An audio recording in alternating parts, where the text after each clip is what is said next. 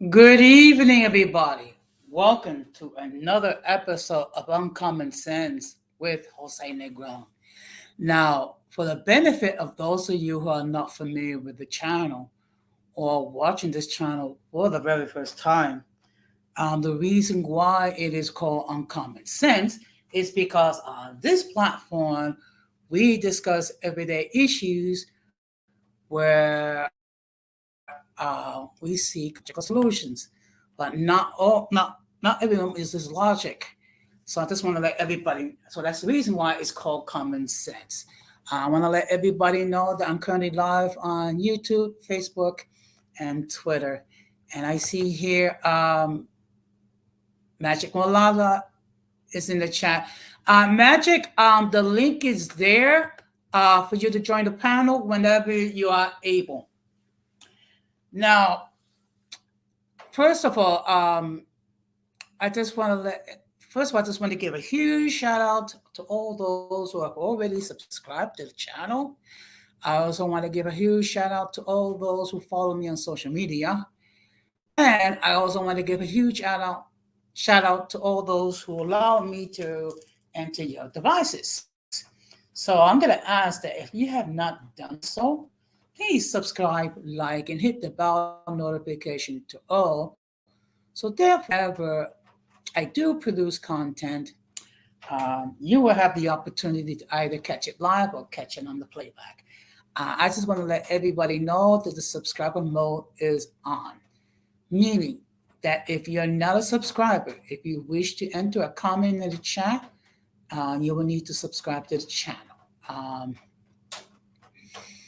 and that's the reason behind that is to try to limit the involvement of the trolls. And now I'm going to bring in my host. Just give me a moment.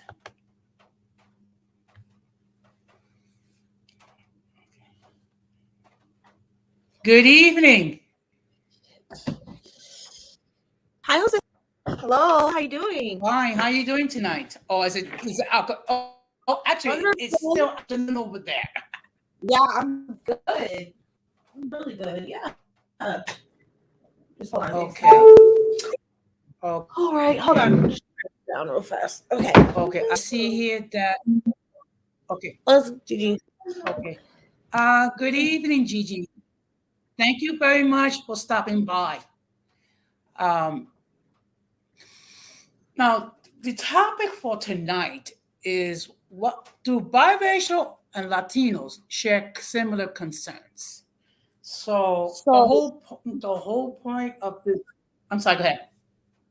okay. So, I want to give my take on this. So, I think we should acknowledge our differences first because that's what, everybody, when I try to, talk about our differences and stuff, and I don't know why people are like, "Oh, we're obviously not the same." I'm like, "Obviously, like that's so obvious." But I was trying to explore our differences in a bunch of our streams, and I think there's a lot of differences that I want to like get out the way first. So I do think that when it comes to Latin people, they have a strong sense of like community and a strong sense of identity when it comes to like identifying with your culture and national identity. That's something I really can't relate to. Really, I'm like, that's a beautiful thing. I love that, and I'm like, that's beautiful. That's something that us as biracial people are trying to get to. We're trying to have that like strong sense of we don't have that at all. We don't have that like sense of like national like sense of I actually some people do really do identify as American, of course, but talking about that like strong sense of community where it's like, oh, these are my people. I'm very proud of them, and we're trying to get there. We're trying to build that right now. You guys have that, and I think that's awesome and beautiful, and I love that about you guys. And when it comes to, I'm learning more about like when it comes to you guys being mixed and stuff, it's like a totally different experience, because it's like you still have that strong sense of community. It's not like you're if you're biracial like me, it's like you're kind of if you go in with a monoracial any monoracial group that's like white or black, you're kind of gonna stick out and be like. But if like everybody's mixed around you, it's kind of like normal. It's like whatever, it's like a totally different experience. So I think it's interesting. I think we definitely have a lot of different experiences, but I love it. I love to see like it's interesting to see like these communities that are like so mixed up, but they also have like a strong sense of culture, and you guys identify with each other so much, and it's like, I don't know, I think it's cool to see, to me. So yeah. Okay. Well, what's the difference between, say, Latinos and Hmm. the biracial or multiracial community, when it comes to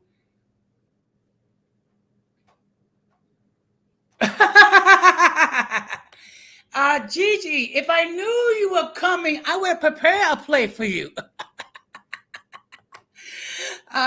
But okay, but what? See, the difference is when in Latin American countries, Hmm. when at time when we were under the colony, it's more like they accept it in a sense. Hmm. Um, Africans and the indigenous people. Of course, they were still inferior to the Spaniards, but Hmm. it was more encouraged of mixing. That was Exactly. not the situation with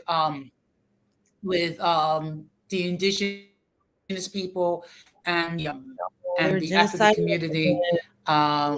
for the Hmm. first It was outlawed for like for 300 about 300 years. years, and in Hmm. fact, yeah, of course, we're all familiar with Loving versus Virginia, where there was a case where there was an African American. Okay, what's the problem? Some people get offended by saying African American. Some people get offended saying black. So one term I thought about using is uh, melanated non-Hispanic. Not Hispanic. That's a good But in one. any case, because good. But what happened was there was a white person married a black woman, and then they were in prison because in the state of Virginia, marriages were outlawed. So actually, Hmm. the case went to the Supreme Court, and they won. And what happened was it allowed mixed marriages all over the United States, and it was used. Hmm. It was, and it was used as a precedent to as far as same-sex marriages. Okay, and let's see. Okay, okay. So as I stated before, that's one of the differences. And another unique is that we identify more with our ethnic group. Okay, Hmm. so we think of ourselves as Puerto Ricans, Cubans, Dominicans. But one thing that we do have to bear in mind that Caribbean Latinos are different compared to Latinos from Central America and from South America. And you have to make a distinction between the Latinos that and those that were born in the United States. So there's several differences. Hmm. Yeah, you know what we Okay. do have in common? This is what we do have in common. We share a country here in America. Like we're all the ones that immigrated here to America. That's what we do have in common. That we share a country and that we're here in America. So that's what we do have in common. And Exactly. we do have. Hmm. So that's what we gotta all coexist Yeah. in this country and make the best of it. And that's it. I think that's important. Yes. Okay. And I see here that okay, I'm glad to hear that.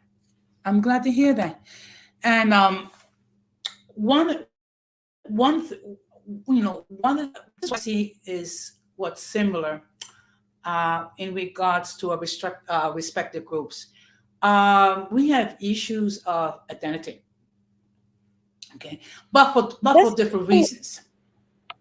Yeah, I want to learn more about that because to me, I've never seen it like in real life. I feel like y'all know who you are, like you guys identify like your country and your culture, and I don't really see the identity issues. I never really. I would love to know why do you guys feel like you have identity issues? Is it because you guys are mixed, or why do you guys feel like you have identity issues? Okay, well, that's part of it has to do. Okay, I'm going to speak in terms of Puerto Ricans because I happen to be Puerto Rican. You have Puerto Ricans are born and raised in Puerto Rico itself, and they have their own unique experiences. Okay, and then when it comes to Puerto Ricans like myself, that was born and raised in the United States, there is an identity issue because we tried very hard to mix in with the American culture. And in fact, one thing that my parents did for which I didn't understand at first, but as I got older, I understood, is that they did not encourage me to learn Spanish. They wanted me to learn English and practice English.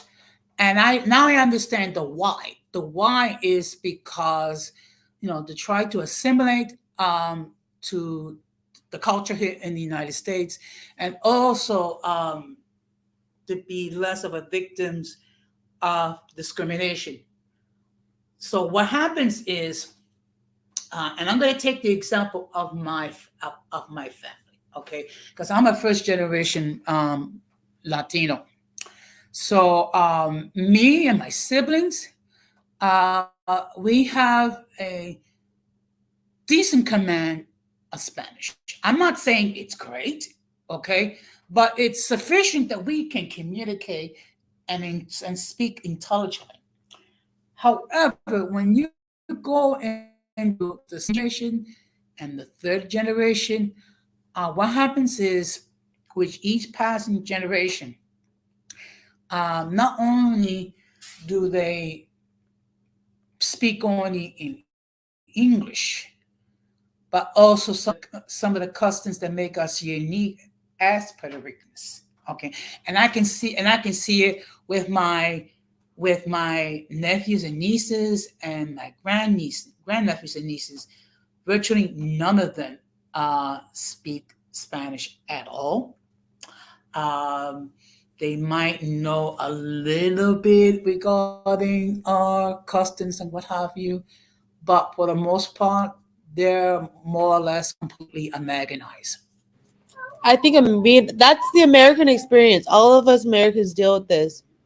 When you become Americanized and like you lose your culture from where your parents immigrated, because we all got immigrated here. And, and us like Hmm. who's black and white, half my family was descendants of slavery. And of course, they came from Africa and they got their culture and everything beat out of them because of slavery, and then they got replaced with like Christianity. So that's gone. They don't know we don't know anything about our African side or where they come from, or and then on my white side, it's like they came from Ireland, but I'm two, three, four, 5 generations removed from that, so I don't know nothing about no Irish culture. I'm American. I'm American, straight up, and all of us deal with identity issues because of that. Because it's like you can't really Yeah. build an identity around like a culture that you're not really a part of, that you're Americanized. I've been learning about that because I've been talking to people like that Kim 123 guy. He's like, yeah, you guys, the Latins come here and they lose their culture. They're not really one of us no more. It's like they can't really identify with you no more because they're so based on culture, and then it's not really based because here it's more based on race. I think people cling to their race and people are so obsessed with race so much because they use that for like a sense of identity because there's no real like culture. What you gonna do? Identify with American culture? What is that? Walmart and McDonald's? Like what? Like I don't know. And barbecue? I don't know. But I do think that is like an American experience in general. It's like dealing with being Americanized and losing your where you come from, like your culture and the customs of where you come from, and kind of having to just yeah, it's hard to deal with because it's hard. It's hard.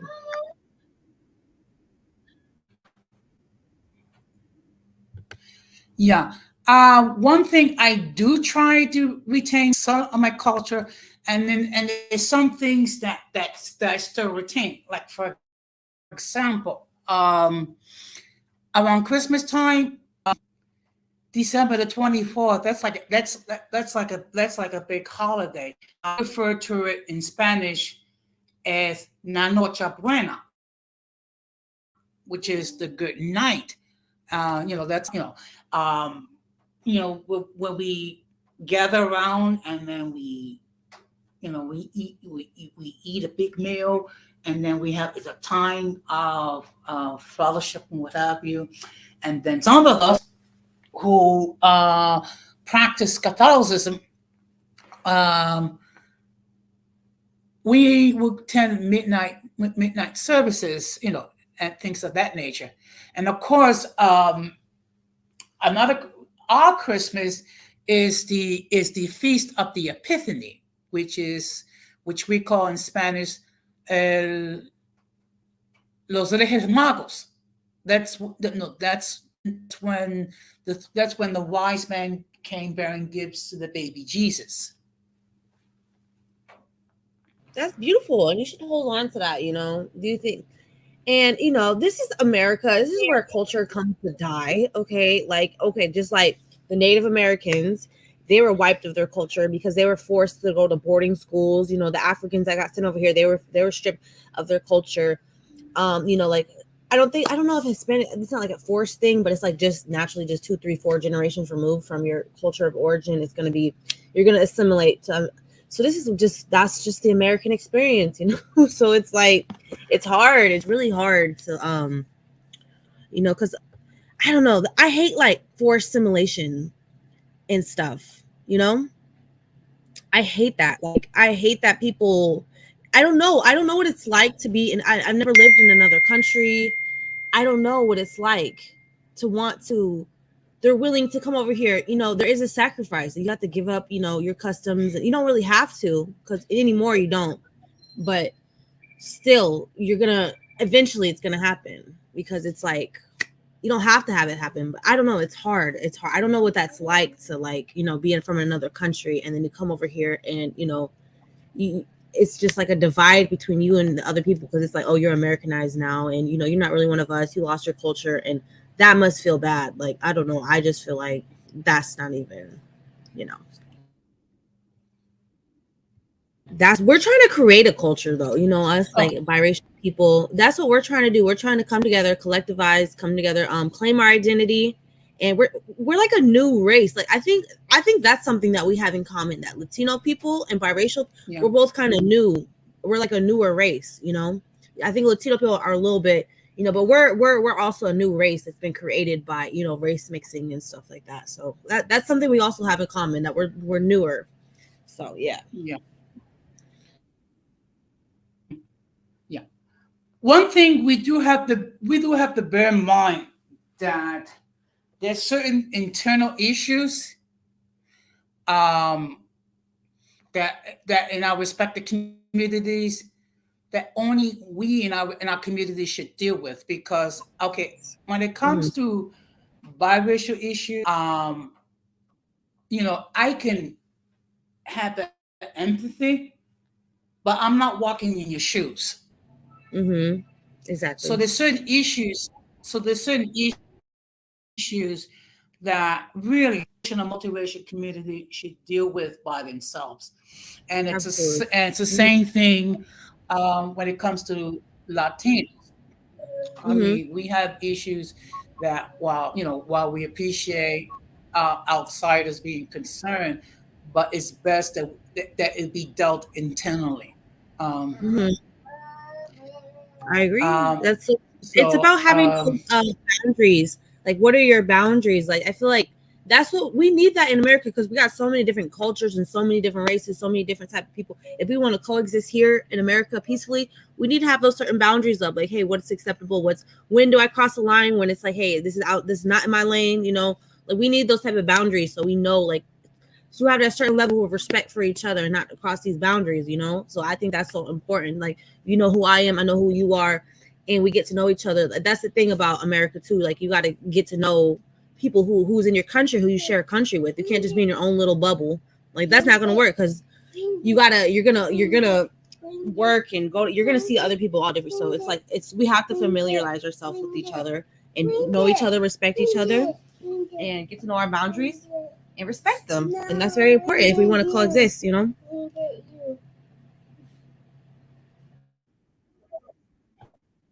Now, okay. Now, let me ask you a question. Now, when it comes to the biracial and multiracial communities, of course, you have different segments. You have light skin, you have MGMs, you have the mulattoes. Now, please forgive me if I'm not up to speed with the different segments of the biracial or multiracial community, because I'm still learning regarding all of you. Um, Now, do you feel that there's no sense of community within the people in your sphere of influence? I feel like I've built like a little sense of community with people. Me personally, I like it. It's just like a little online community thing, you know. Okay. And it helps. It's good. It's still something. I'm still gonna take it. I'm still gonna be happy about it. I'm gonna be grateful for the little sense of community I do have with these other biracials that I've, built like a little sense of community with. I'm gonna be grateful for it. I'm gonna be happy about it, and it's a start. We don't have like, because that's the difference. In the Hispanic people, you guys could go anywhere in America, and there you could go find the Hispanic part of town, and it's gonna be all y'all just running stuff. We don't really have that. We're gonna have to get in where we fit in type of thing. Like where there's a Hispanic part of town, there's the white part, there's America's very still like racially segregated. They have like their own, the Asian part of town. Like that's everywhere you go in America, where it's like people come together. People that immigrate here, they come together and build like their own little communities where they run their businesses. That's something that Hispanic people are doing, and that's good. So that's something that we're working towards if we want to. Yeah. Okay. It's okay. Well, okay. Well, one thing we do need to be okay. It's just something we're going to have to accept that not everyone is going to be in agreement regarding forming alliances and forming, close associations. And the way I see it, um, no one should be forced to do anything that they don't feel comfortable doing.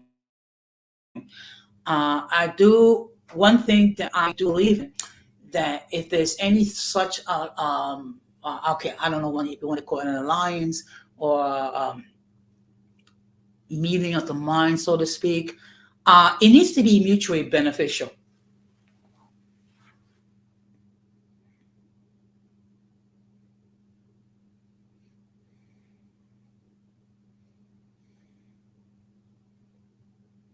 I agree with that. You're right. Any type of alliance or any type of anybody coming together, it got to be like a two-way street where it's like both people are respected and both people are, getting their boundaries respected. And that's what it should be, that's what it should be. And then both people are, that's what it should be always, when any two people who no matter what race they are, no matter what, whoever, any person walking on God's green earth, you know, we should be able to come together out of a sense of respect. But humans are humans. Human beings are going to be human beings, no matter what. No matter what race, humans are going to be humans, and you got to just understand that, and that's fine.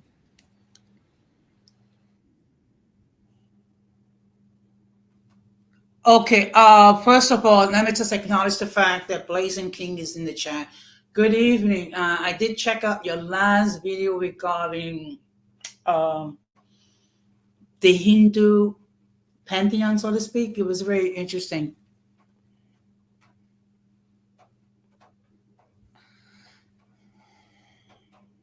All right, I think I Yeah. said everything I Okay. need to say, though. I think it Well, was a good conversation. Anybody else want to come up, give their 2 cents about our biracial community? I'm gonna let everybody who else want to come speak on it. And it was a good conversation. Thank you, Jose. I feel like I got some sense of clarity. Like I know where we're at. Like we're both American. Like that we have both share the American experience. And it's something we got to make the best of. We got to make sure, like, we're trying to respect and honor where we come from and create and build new sense of culture here. And yeah, I think that that's a beautiful thing. And I love talking to you. And I hope you have a great night. I'm gonna step down and let anybody else who want to come up and talk about, what Okay, they're fine. saying. All right. All right. Bye. Fine. I just want to okay, all right, thank you. First of all, I just want to let everybody know that the link is in the chat again. You're more than welcome to join the panel. If there's any disagreements, you're more than welcome um, to come on the panel and see where I don't know what I'm talking. If I don't know what I'm talking about, um, and the whole point is the question, talk about are there similar concerns? In my humble opinion, is a concern. Now, when it comes to hybrid and vanguard, look, let's just say for the sake of everyone speaking, and I think I can say this without hesitation. Um, okay, first of all, okay, now let's see. Let's see who. Okay. I can say this without hesitation. Good evening. Good evening. You hear Okay, me? first of all, okay, now okay, okay, Nat, what you need to do is if you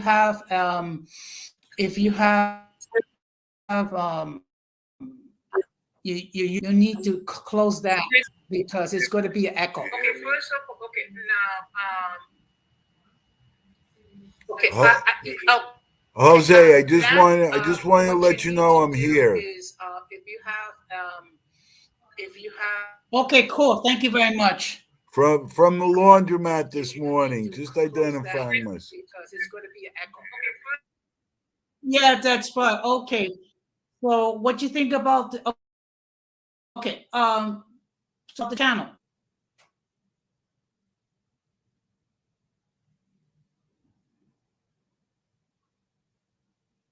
Okay.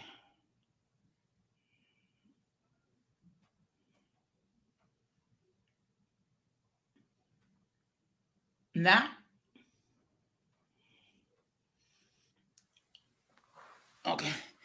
I don't know. I think he's muted. Now, go now. Now, okay. Okay. Let's see if we can get Nat. Are you there? Yes, I'm here. You hear me? Okay. Yes, I can hear you. So, what do you think about the channel? Muted. I think you're opening up a very interesting discussion. Okay. Okay. Let's see if we can get Nat. Are you there? Yes, I'm Yes, I'm here. here. You hear me? No, okay. You know what's okay. You know what's the problem, Nat, is that you have the I YouTube tab that's open. You're opening up. All right. All right. I just closed the YouTube channel. Okay, fine. See the whole purpose of this stream is to discuss the issues that both biracial and multiracial have compared to Latinos, and see if there are uh, similar concerns. In my estimation, they are. Part of it has to do with identity, because when it comes to biracials, um, you have one parent that's one phenotype and another parent that's a different phenotype. So at times, there is an issue regarding identity because you have an internal struggle where they're trying to identify with just one phenotype and not accepting both phenotypes. Um, can you hear me now? Yeah, I can hear you. Well, I think you've raised a very interesting point when you talk about Loving v. Alabama, I think it was, Actually, it's and loving. I'm sorry, it's loving versus Virginia. Loving versus Virginia. But I think that was only as recently as 1967, I believe, if I recall Yes, correct. So yes, it was. you're talking about 55 years. You're talking about the relative blink of an eye that biracial marriage has been allowed in this country, which I find very, very interesting. Um, Another thing I find interesting, you still hear me, yes? Yes, I do. Another thing that is very interesting is that I think you were just saying something about Dominicans. There are certain Dominicans who could pass for white, and there are certain Dominicans who could pass for black, and that makes for a very interesting situation. Well, when it comes to Caribbean Latinos, and those are Latinos that are either Puerto Rican, Dominican, or Cuban. Okay, we tend to think more of our ethnicity as far as our country of origin. We don't think, for the most part, we don't think in terms whether we're white or black or any sort of phenotype. In general, as a rule, we're all mixed because we have the influences from Spain, Africa, and the indigenous peoples.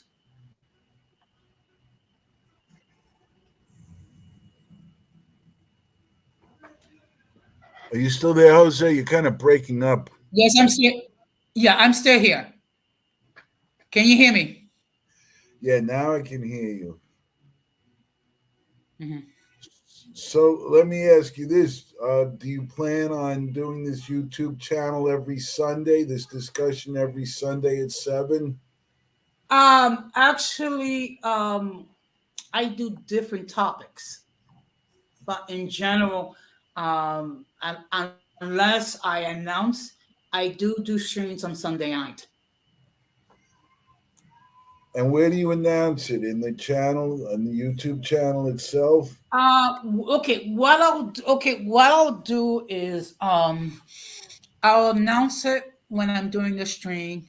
I what I also do is I send a link to several people that I follow in Instagram, and I also posted it on my social media, um, which is YouTube, Facebook, and Twitter. I also use what's called a community tab where I am able to announce upcoming streams, and I also talk about um, other interests. Now, Irby asks a question regarding Nat. What is your background? I guess he's asking whether what you consider yourself to be. Three quarters Russian and one quarter Polish, but my son is half black and half white. And that's why I joined this chat, because it's an issue of interest to me. Yeah. Okay. So, Irby, I hope that answers your question regarding who Nat is. Now, actually, Nat is a member of the same local that I belong to, which is SSEU Local 371. And he's also a municipal employee. We're not going to mention regarding the type of agencies we work in, uh, due to what's called the conduct. So I very good, Jose. I because I applaud you. I applaud you, Jose, for that. you mean as far as making that announcement? Yes, exactly. And as far as anonymity is concerned, I applaud you for that. Well, look, the fact of the matter is this: at times, municipal employees has gotten into trouble over social media. For that reason, I would state that I am an admissible employee, but I would not state which agency I'm employing. But let's us go back to the topic in hand. Now, one thing I'm able to see, like I said before, one of the things I do see, um, that this is this is sense, there's the issue with identity, mainly the biracial and multiracial people. They don't perceive that they have a community. Um, it kind of explains some of the chatter, that's in the chat. Also, in every community, there is good and bad, and there was a certain light regarding certain individuals that do not represent the biracial and multiracial community very well. Um, Again, as I said, and I see here we have the president, Michael L. Good evening, sir. Thank you very much for stopping by. I think this is your first time here, on this platform. Um, just to let everybody know, for those who are joining now, the topic for tonight is, do biracial people and Latinos share similar concerns? And it looks like we just lost it. Okay. But let me just, okay, let's see. I think we can just give me a moment. Okay.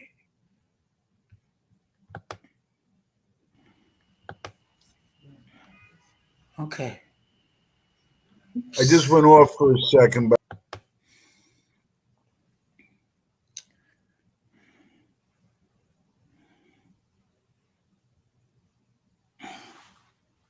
Okay, just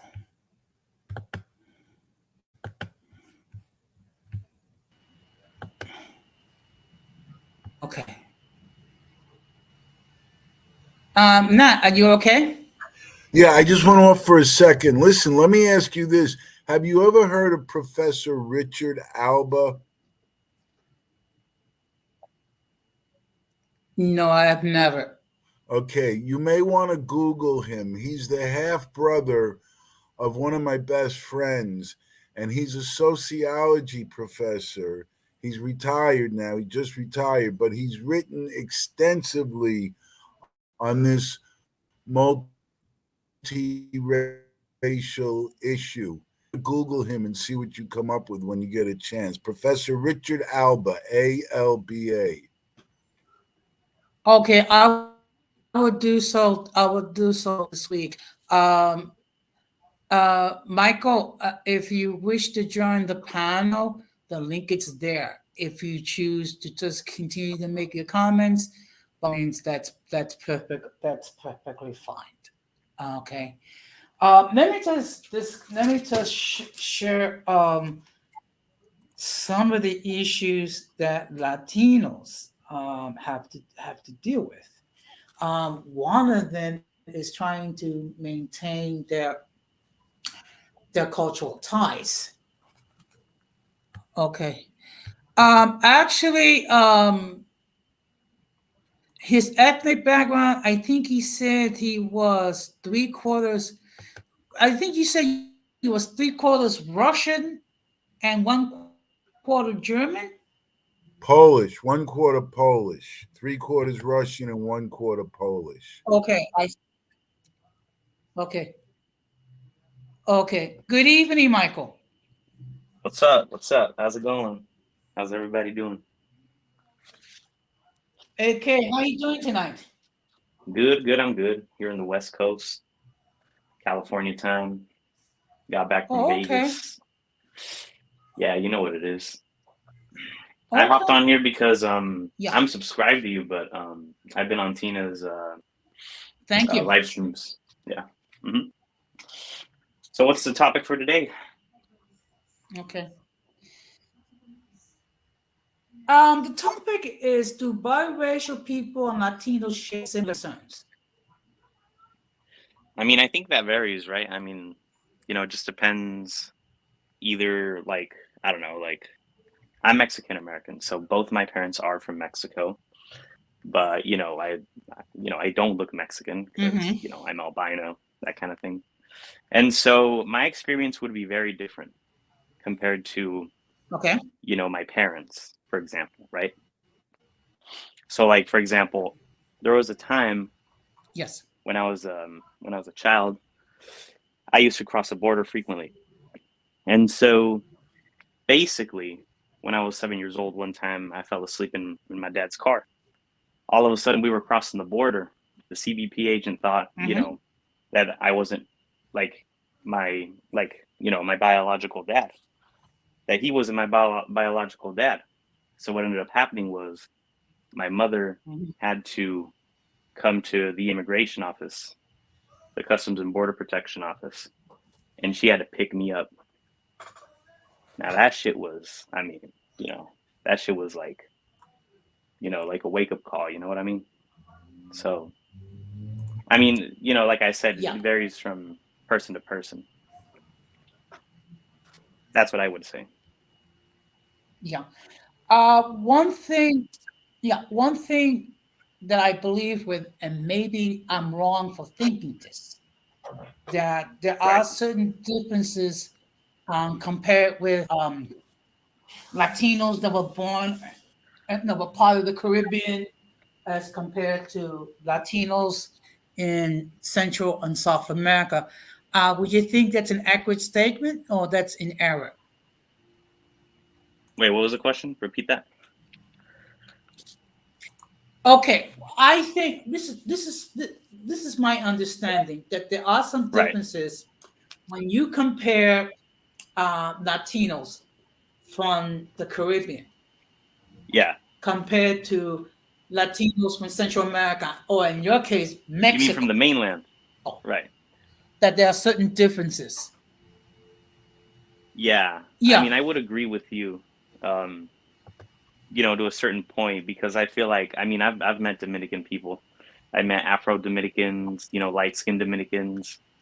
And when I talk to them about, hey, what is it like in, your country, for example, the DR? Like how does racism work over there and that kind of thing? And he's like, because for him it was a weird topic, right? So like even though, for example, he was black or he was Afro Dominican, yeah, whatever, he didn't like necessarily, you know, segregated himself, or nor did the, people, well, at least from his experience, segregated him. You know what I mean? So his experience was that the DR is like a multiracial country, and that it doesn't really matter what skin color you are. Most people there get along. Now that was his experience, yeah. you know. Okay. So that's how I view it. But like Um, in the okay. mainland, I just like for example Mexico. Yeah, go ahead. yeah. I just want to acknowledge the fact that MLS people should date each other is in the chat. Good evening, MLS. Thank you very much for stopping by. And now I've heard different things about um, Mexicans that were born in the mainland. At times, Yeah. you don't know what is and what is make believe. So Right. so perhaps you can share with us what some of the differences, that separate yourselves as either Mexican from the mainland compared to Yeah. Mexicans that were born and raised in Mexico. Right. Oh, you mean, yeah, yeah, like, so Mexican Americans, for example, you have several types, right? You have some that, were born here Yes. and, their parents, had legal status, whatever you want to call it. You also have the other ones which were born in Mexico but later, were taken to the United States as a child, right? And so I would say that the main difference is that Mexican Americans, for example, or sometimes they refer to themselves as Chicanos, right? Which, I don't, appropriate that terminology because I feel like I'm like second generation Mexican American and I, kind of distinguish myself. So I kind of like my behavior or how I act is more of a Mexican traditionalist background. However, I don't want people to confuse it with like, machismo because the thing in within like Mexico is that many people don't know that like Mexico is mainly a homogenous country, of some sorts. Like you do have, brown skinned people, you have, mestizos and, you have more like of indigenous type. That's the most common you're gonna find. Now there are Afro Mexicans, which that would be in Hmm. southern central Mexico, like Veracruz, Oaxaca, those type of regions. Hmm. But overall, I would say that Mexico has more of a classist society. Okay. Now there is minor, um, you know, cherry picking between the lighter skinned mestizos and the browner skinned mestizos. You know what I mean? Now there's a totally different, Yeah. you know, world between those two.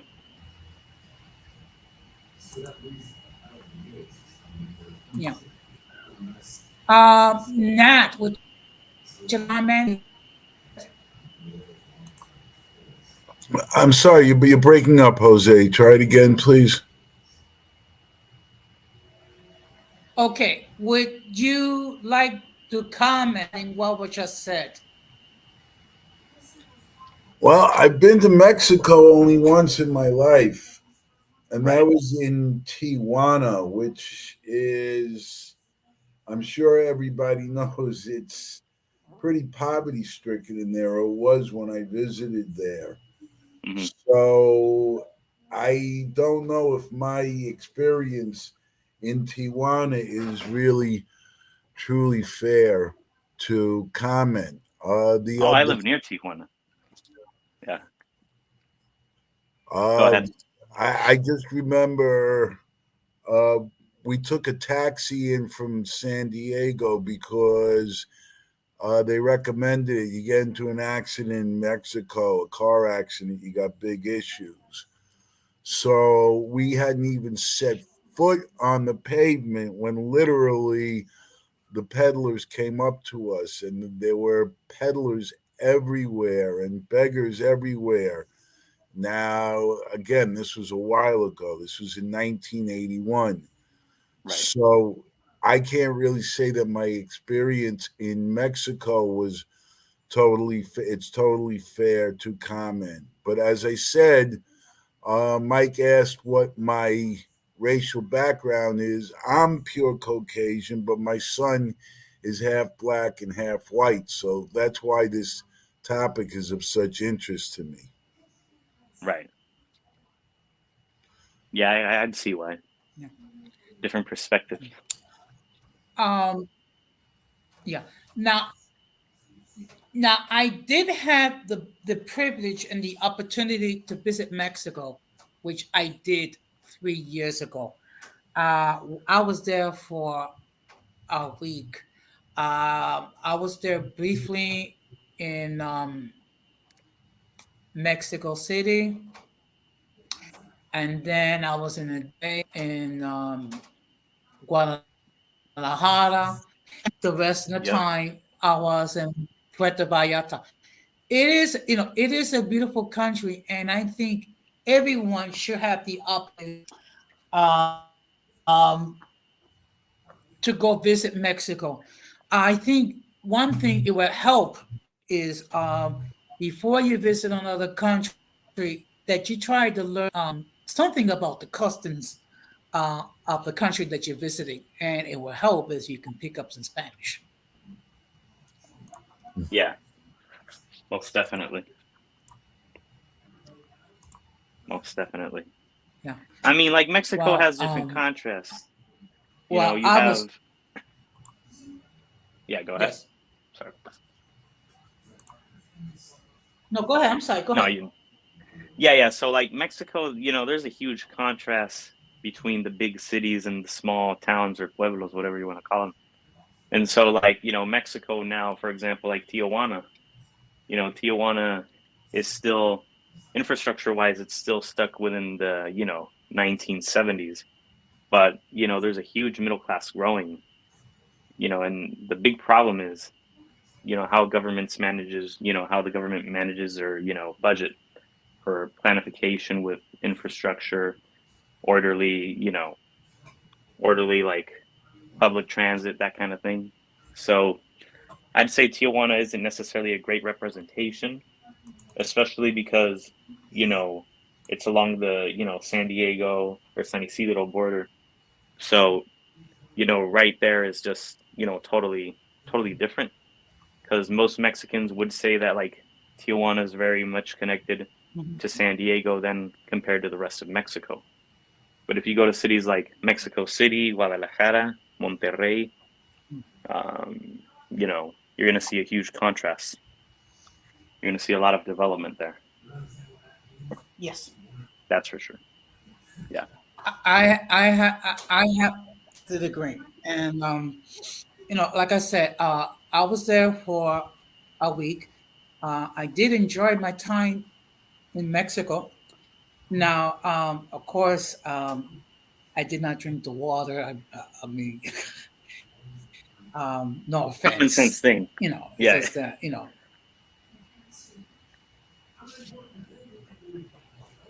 Common yeah, sense thing. You don't drink the tap because water.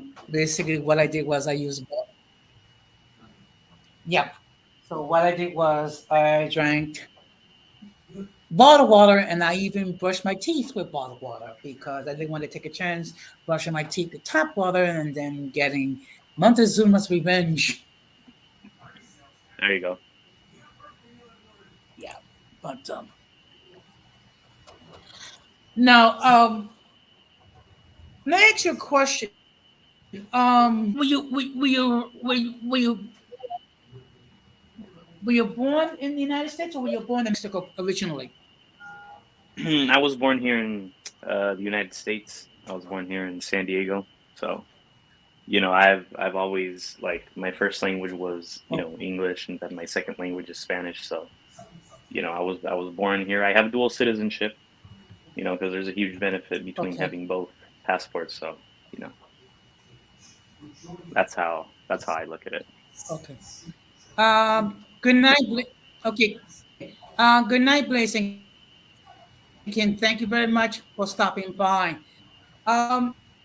As a first generation Mexican, when you go to Mexico um, do you experience any negative experiences? Like Um, backlash from society or something, because sometimes like in general. when yeah, because sometimes like those of us that were born in and raised in the mainland land. Sometimes when Yeah. we go to visit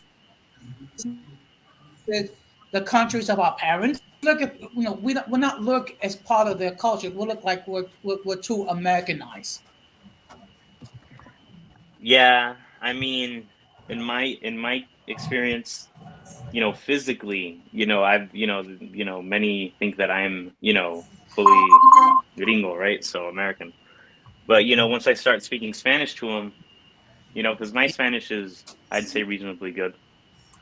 Um, so I kind of blend in a little bit more, and I've always like, my main focus is always, study your language, that that represents you, right? So like country of origin, so it'd be Mexico, right? Learning Mexican Spanish, learning the local slang, learning a lot of that really helped me get, really helps me, because I blend in a little bit more. Now, aesthetically, physically, obviously that's not the case, but once I speak to people, you know, I've gotten positive experiences. One time I left my wallet at a, their local equivalent to 7-Eleven, which is Oxxo. And so, I've never had a problem with, items being returned to me, that kind of thing. So, I mean, I've had a positive experience so far. Okay. Well, I'm glad to hear that. And I see that Temper Supreme is in the chat. Good evening, sir. Thank you very much for stopping by.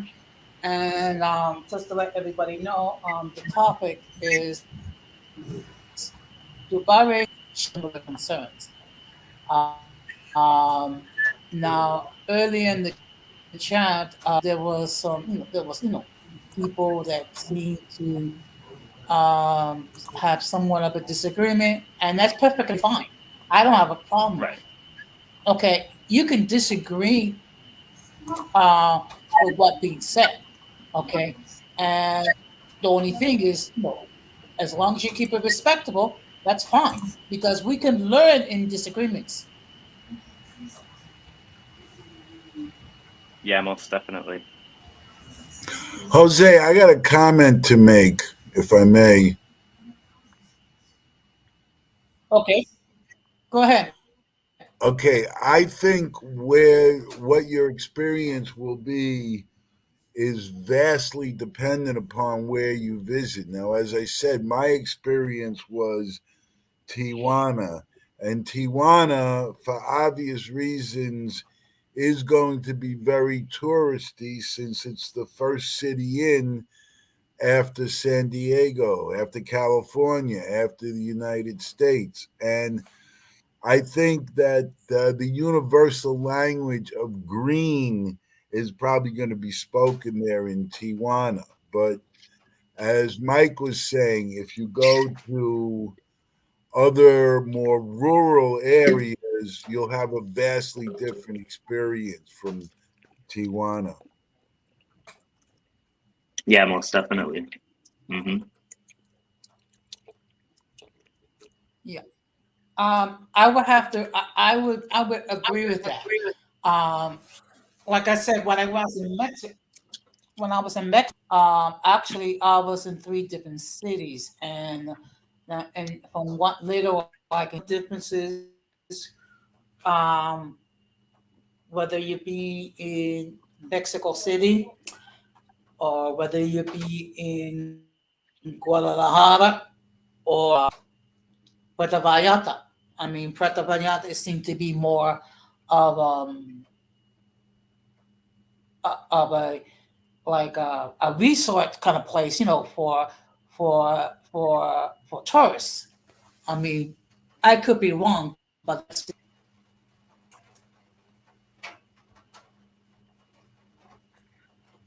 Yeah, Mexico City definitely is one of those cities that's, that has a high development, index within Mexico. And infrastructure wise, it's getting a lot of investment. It's the capital. So, if you go to Mexico City, especially if you go to Paseo La Reforma, you go to the, touristy spots, you're going to see a lot of progress. There's a spot in Mexico City. It's basically another city within the city limits. It's called Santa Fe. So it's like an area within Mexico City. It's located, you know, northwest or southwest of the city's limits. And, it's more like a financial district. And so, it's totally different, especially if you go to the financial, you know, financially stable parts of their banking system, like if you go to their high rises, that kind of thing. So there's a lot of industry in Mexico City. definitely. Jose, you hear me? Do you hear me? Yeah, yeah, I can hear you. Yeah. Go ahead.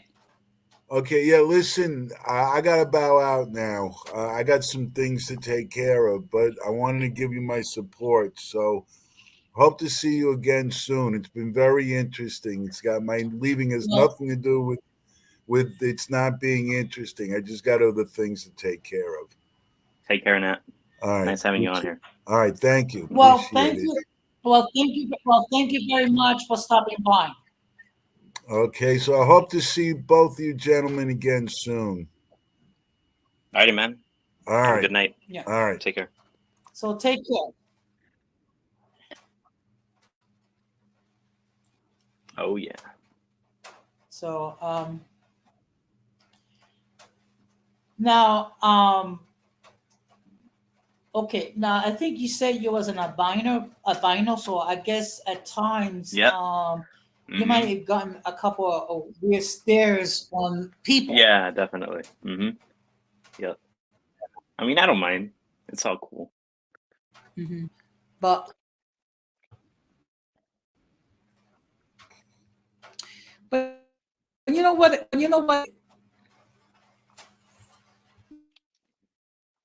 No, no, I think you're future. cutting off a little. You're too late. Yeah, that's. I'm sorry. I'm having a little trouble with my Wi-Fi. Nah, you're good. Future. No, the link is there if you want to join. I'm sorry.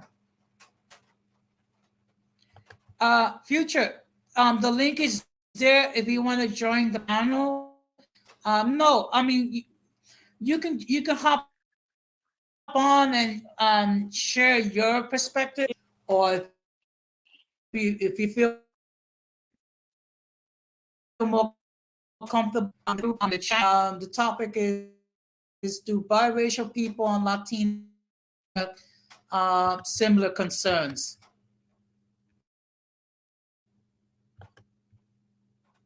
Oh yeah. Okay. Yeah. One of the issues that I've been dealing with is my now it's raining in New York, so maybe that's the reason why the Wi-Fi is a little jinky. Right. Yeah. Nah, you're good. It's all good. I mean, So it is what it is. you know what? But you know what? You have to learn to have a sense of humor Yeah, most definitely. You have because to learn how to I keep your know composure. that yeah, yeah. Because let me tell you something. I have been the butt of a couple of jokes when it comes to my Wi-Fi, and I have learned that you know what, you just gotta roll with the punches, and then you do what you can. Yeah. You also better yourself. I feel like, So if, always try to improve. That's always a key factor right there. yeah, yeah. Um, just to give you an idea, what's the purpose of this channel? Right. Um, we discuss everyday issues, and we try to come up with logical solutions. Now, the reason why it's called uncommon sense because unfortunately, not everyone uses logic. Right. So that's why it's Okay, called that's cool. uncommon sense. And here, yeah, and here, what this is, I try to maintain a safe space uh, for Right. everyone to share their point of view. And if you disagree, okay, fine, let's discuss it. Okay, why that you disagree? Oh, maybe your point might be valid. Yeah. Yeah, man. If, having a Mhm. platform on YouTube, having a panel where, everyone can speak. It's like for me, in my case, I've had my fair shares. The thing is, censoring people is, like this is your channel, right? So I ain't gonna debate, anything with you here, right? But in my channel, for example, right? Because I had previous podcasts and I've had, Mhm. my fair shares. There's a lot of people that take things personally here on the internet. And the thing is, most of us come here, to have a good time, chill out and like, laugh and, share opinions, like you said, whether we agree or disagree.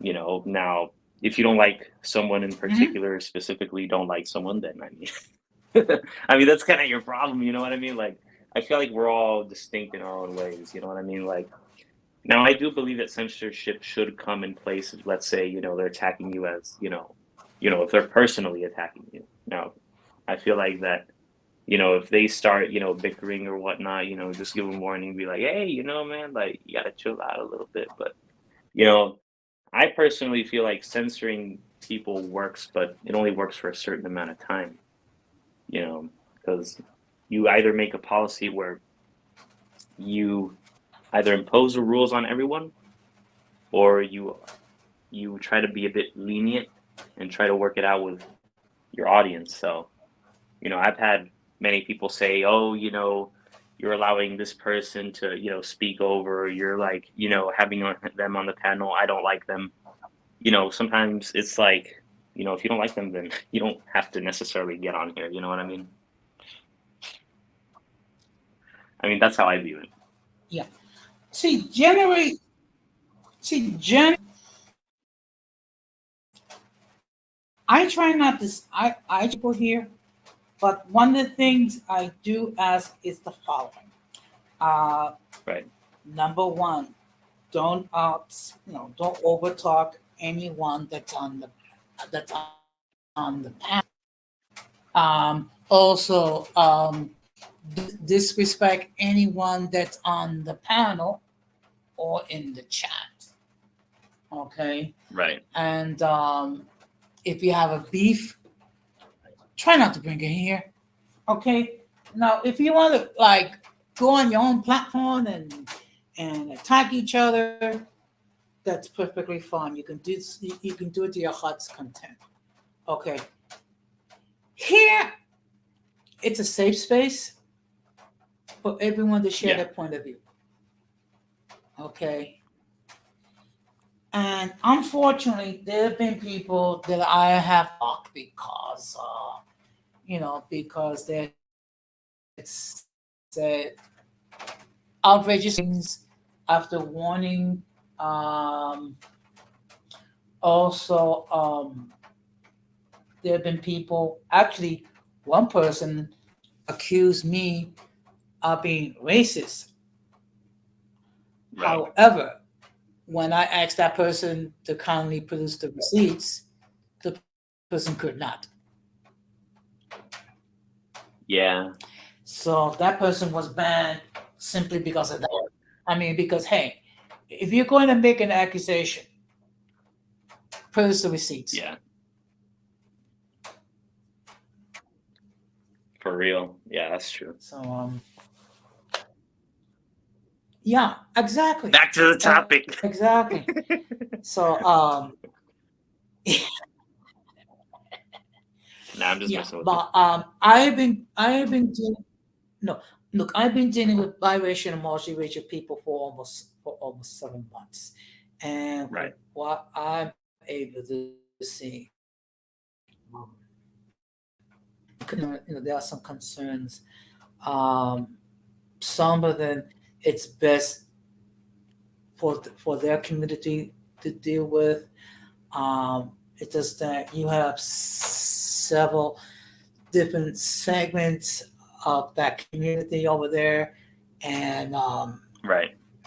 at Right. times it's some internal bickering, and which kind of which kind of explains some of the comments that was in the chat. Now, you have at times you have to let people vent a little bit, Right. as long as they don't go over. Yeah, Okay. that's true. But sometimes it's good to have someone But be a bit outlandish yeah, for your channel, you know, get that rating, man, that little publicity, you know what I mean? But yeah, I agree with you right there. Yeah, for sure. yeah. Well, I mean, part of the problem is if you have a channel that's a lot of people get, it gets ratchet, and then people arguing, that gets lots of views. Right. Channels when it, when there's like adult conversation, there. I mean, that's it.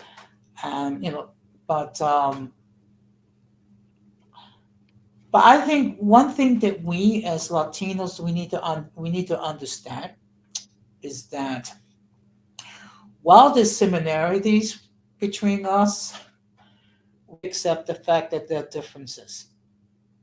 Okay, You mean racially or like and we have to apart from like accept the linguistics? fact. Part of it it's cultural, okay, and also Yeah, part that's of the fair. Yeah, that's true. experiences Yeah. because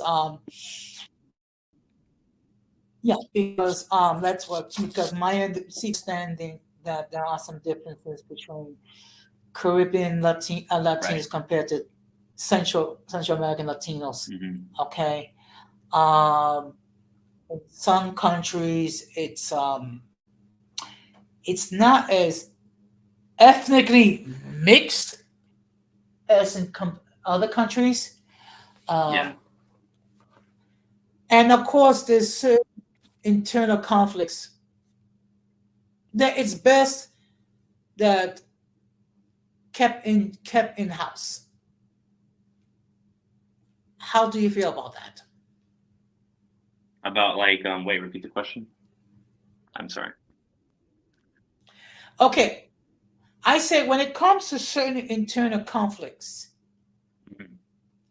within our respective communities, at times it's better that we keep those conflicts in house.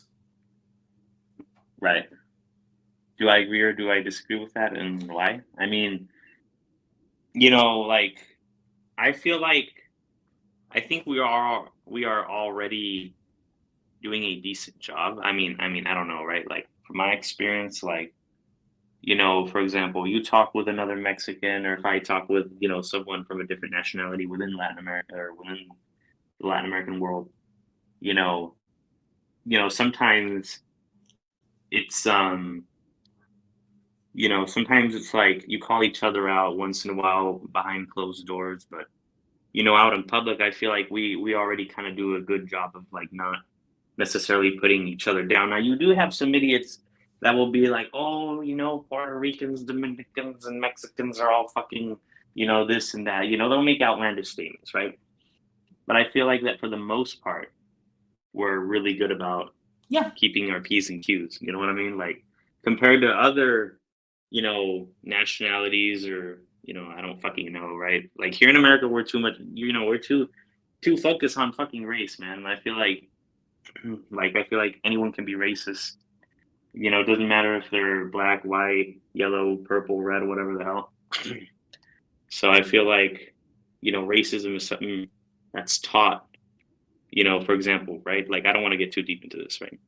But one thing I'll say is like, racism is taught within, their their surroundings, right? Their upbringing.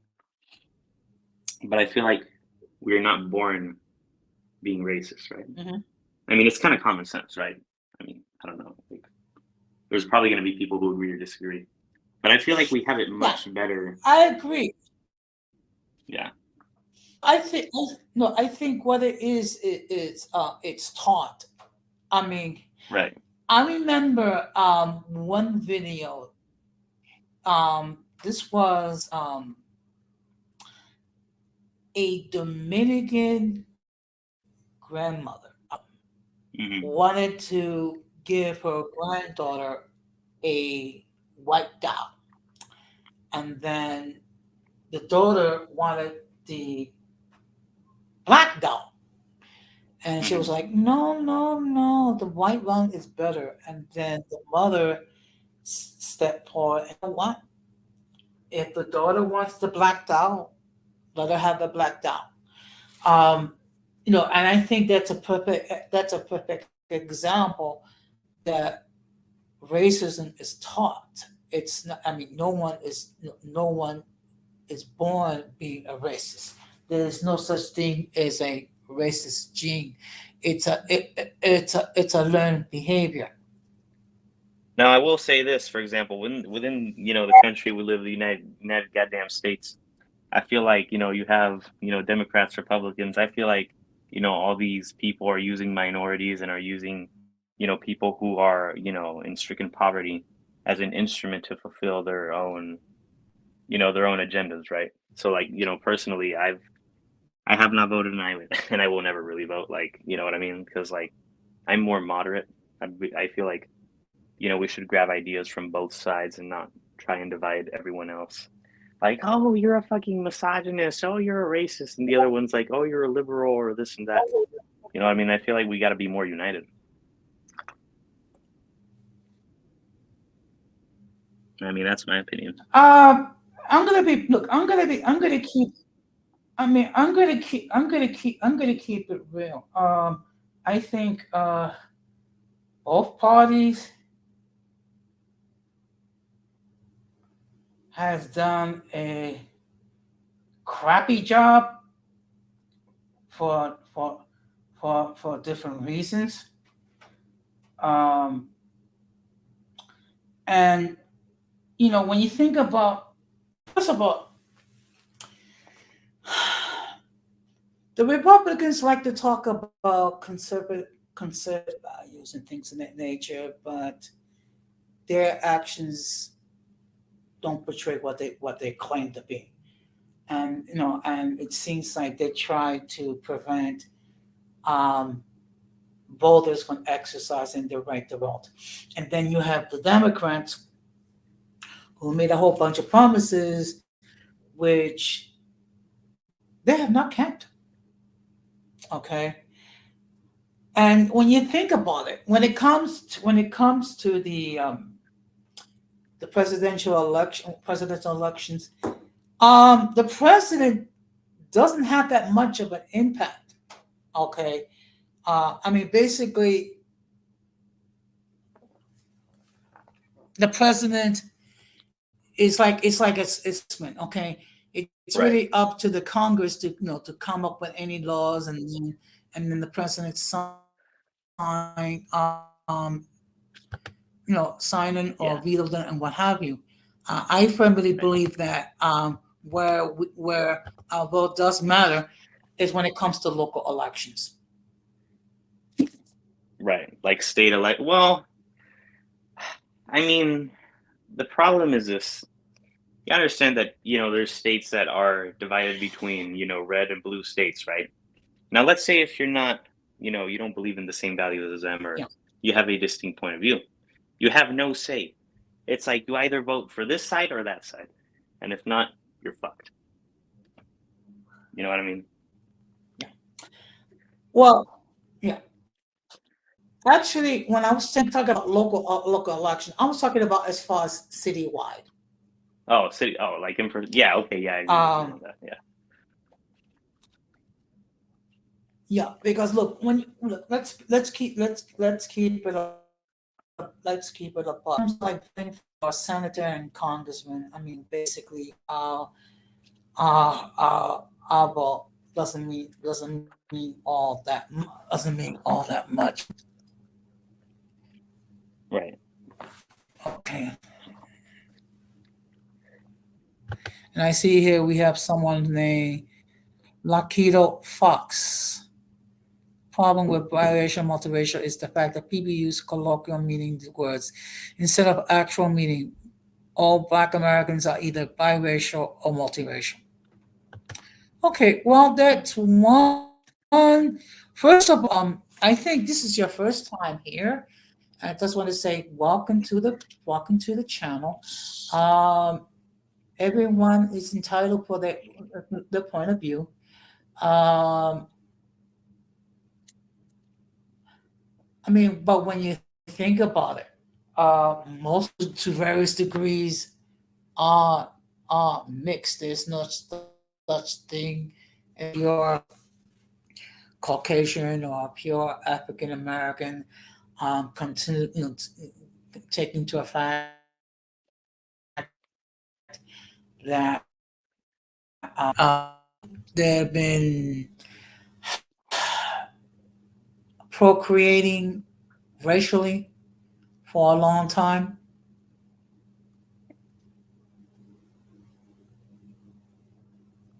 Hmm. Common with biracial and multiracial is the fact that people use the colloquial meaning of the words instead of the actual meaning. All Black American people are either biracial or multiracial.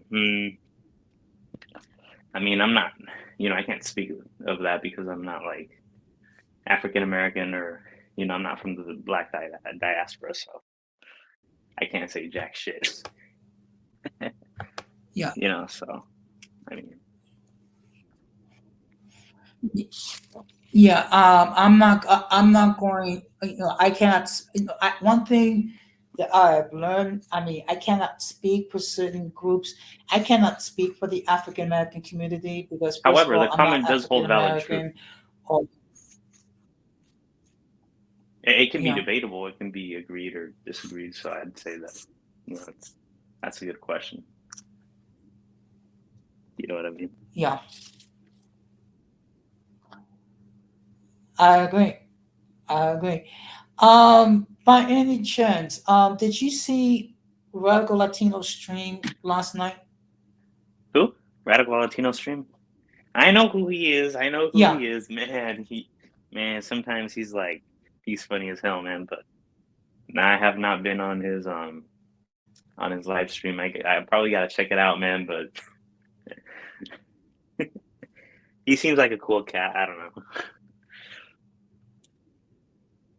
I mean, that's how I see it. Well, actually, the whole purpose of the stream is that okay. Well, people have accused him of being racist, uh, because he's stated that that FBA and ADOS are hate groups.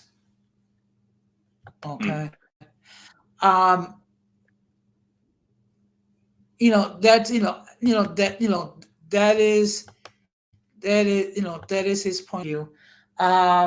One thing I will say, there's good and bad in every community. Okay. However, you do have some of FBA and ADOS that say racism among Latinos, how we should leave the United States and go back to our native countries and try to fix up our countries and what have you. Now, the only problem that I have I feel like when that's it not comes racism. That's to more like ignorance. It's like, well, I FBA mean, ADOS, right. I feel like it's more ignorance. You have many yeah. people who do No, not know what okay, it's like. this is my Yeah, issue. right. No. Go ahead. See, this is my thing. If you're going to highlight the Latinos that are racist, and they are, have the same type of energy and identify and accept that there are FBA and that are racist and not make excuses for them. Right. Hmm. Okay. I don't know. I think it's purely Now I ignorance see here that we have is an okay. really. I see here we have.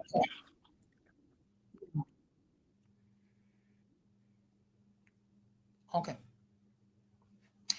Well, okay. Well, you know what? Everyone is okay. Everyone is entitled to their point of view, and if that's your point of view, that's perfectly fine. I'm not going to criticize you. Everyone is entitled to their point of view. In my estimation, I don't think he's racist. Um, you know, people are entitled to think what they wish, and you can disagree as much as you wish. That's perfectly fine. Okay. Well, it does not take away. It does not take away the fact that you have you have racist people in your community.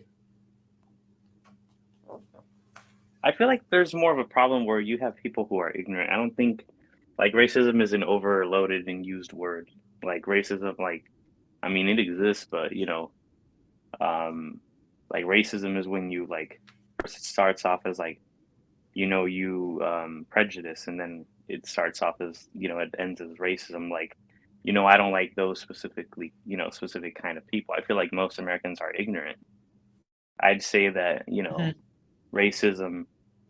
I mean, it exists. I mean, I'm not saying it doesn't exist. You know what I mean? But like, I feel like if you when you want to talk about racism, let's talk about like other continents, for example, like in Asia, including what we call the Middle East, right? So I feel like as much as you have people, I mean, I feel like that you know racism is a bad, I feel like it's bad, right? And personally, if you believe you don't like a specific kind of people, I mean that's cool, but keep it within your own household. You know what I mean? Like don't spread it over. You know what I mean? Yes. That's my point of view.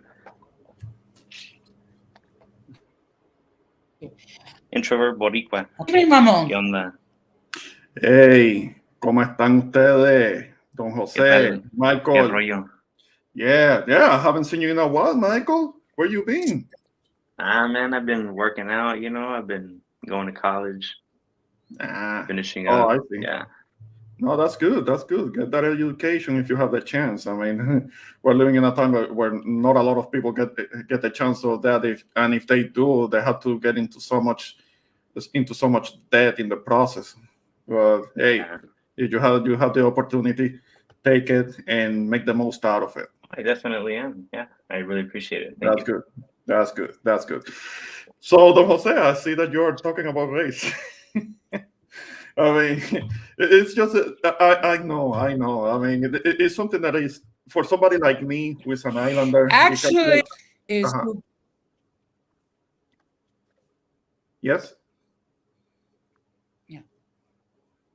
Well, actually, I think you're cutting off a bit.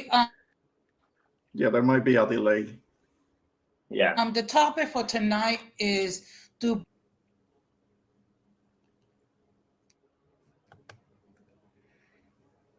Yeah, Hello? he's cutting off pretty bad. Oh, so. okay. Okay, I yeah, was yeah. just, I was just I saw the, one of the. yeah. There is a delay. There is a delay. Oh, Yeah.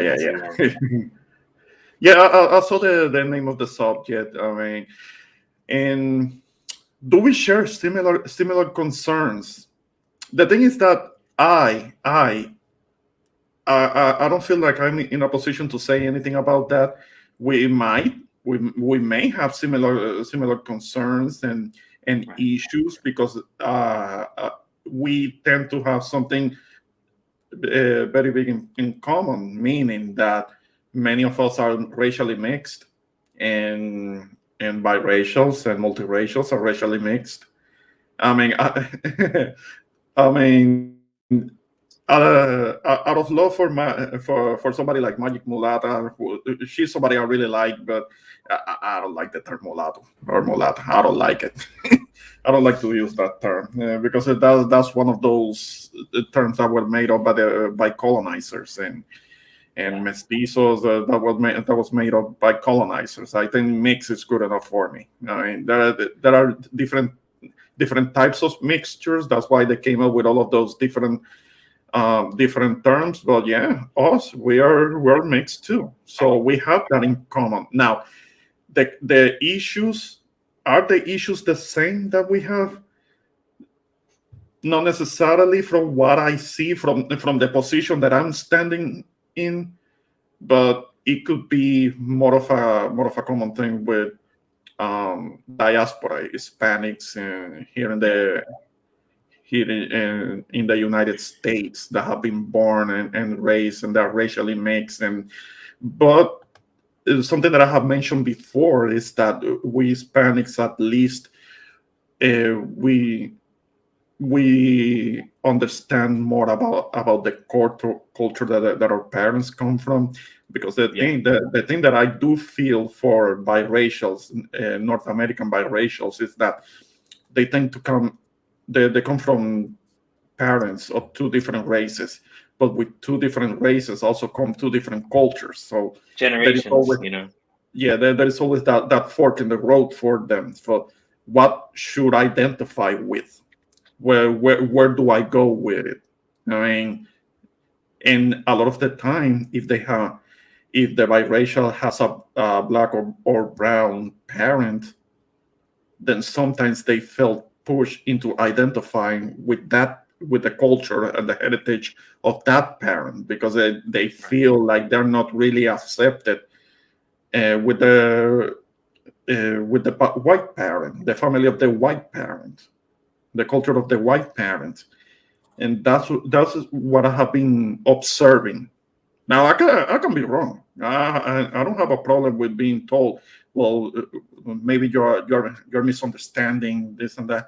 But from what I observed, a lot of the time, a biracial can't identify with the white side because they don't accept them.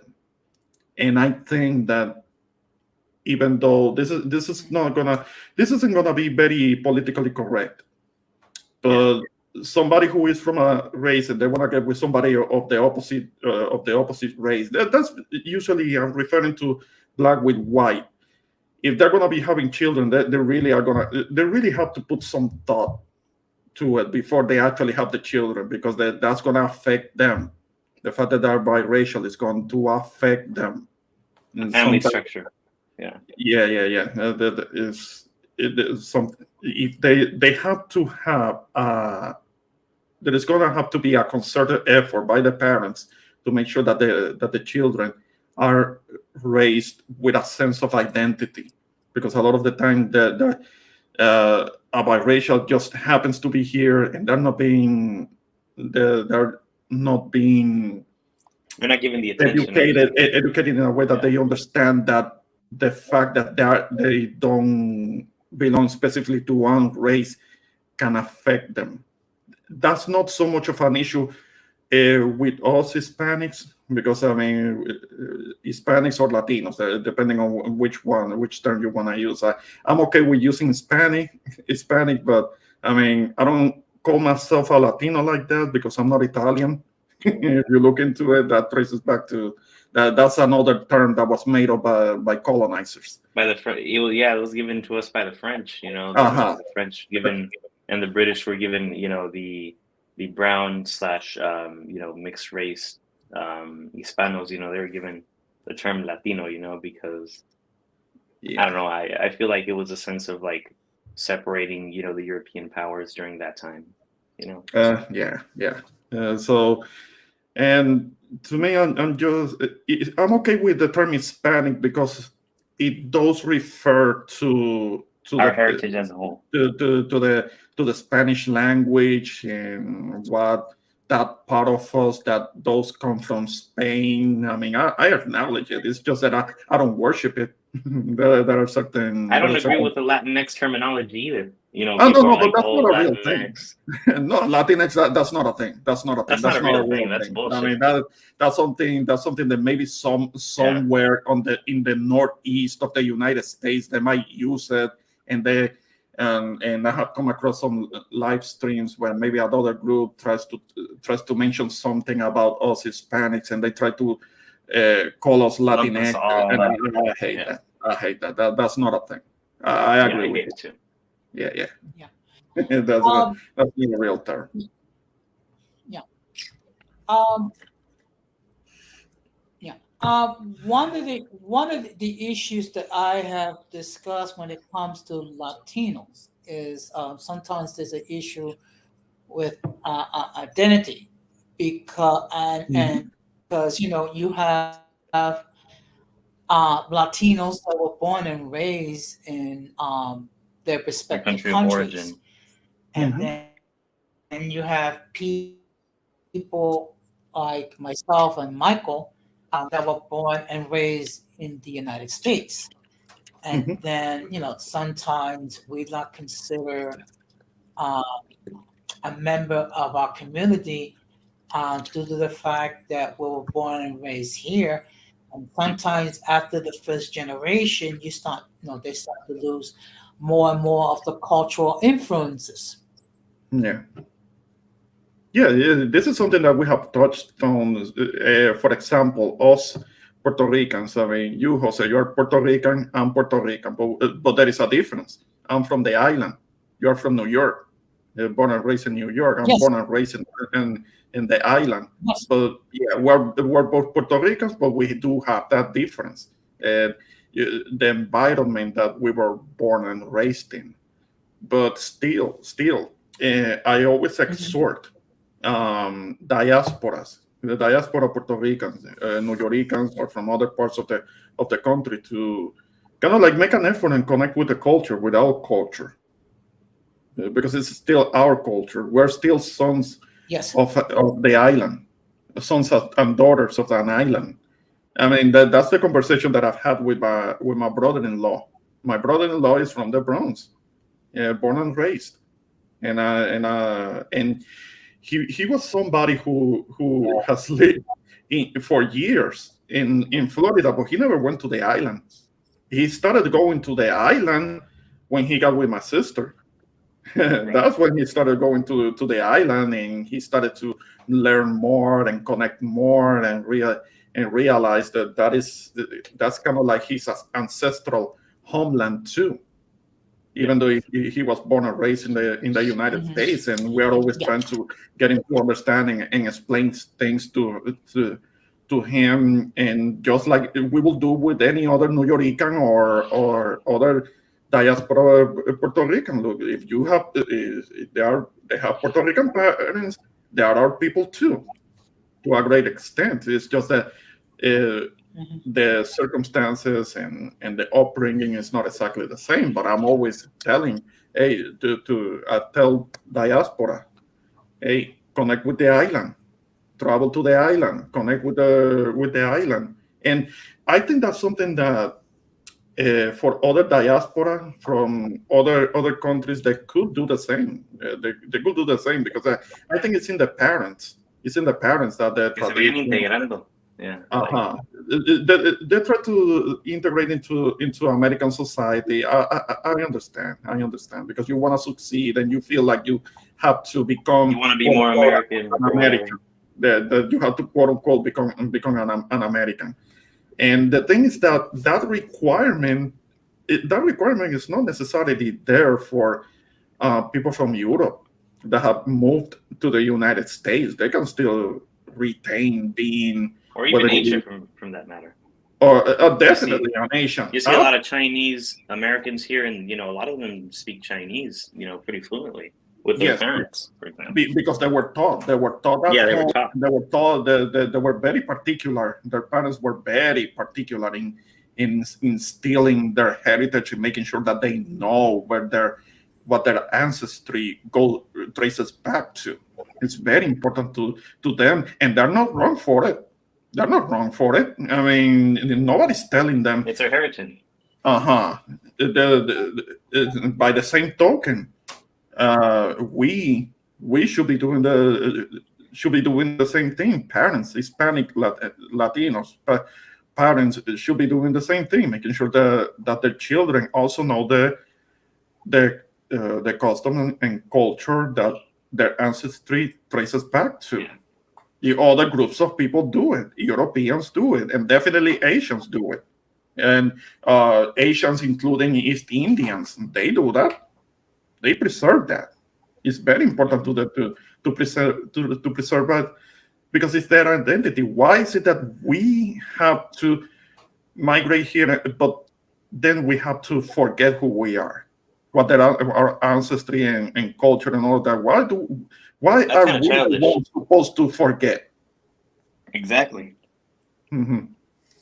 It's like idiosyncrasy, you know what I mean? Como idiosincrasia, no? Like you have many, for example, they're like, oh, I want my son or quiero que mi hijo, I want him to speak, only English, and I want him, I want to make sure that he speaks it fluently, blah blah blah. I want him to integrate Hmm. well. But there's another problem is if you raise him within that society, later on, he'll have a little bit of resentment. You know what I mean? He'll be like, if he ever wants to reconnect with, his country of origin's culture, then what?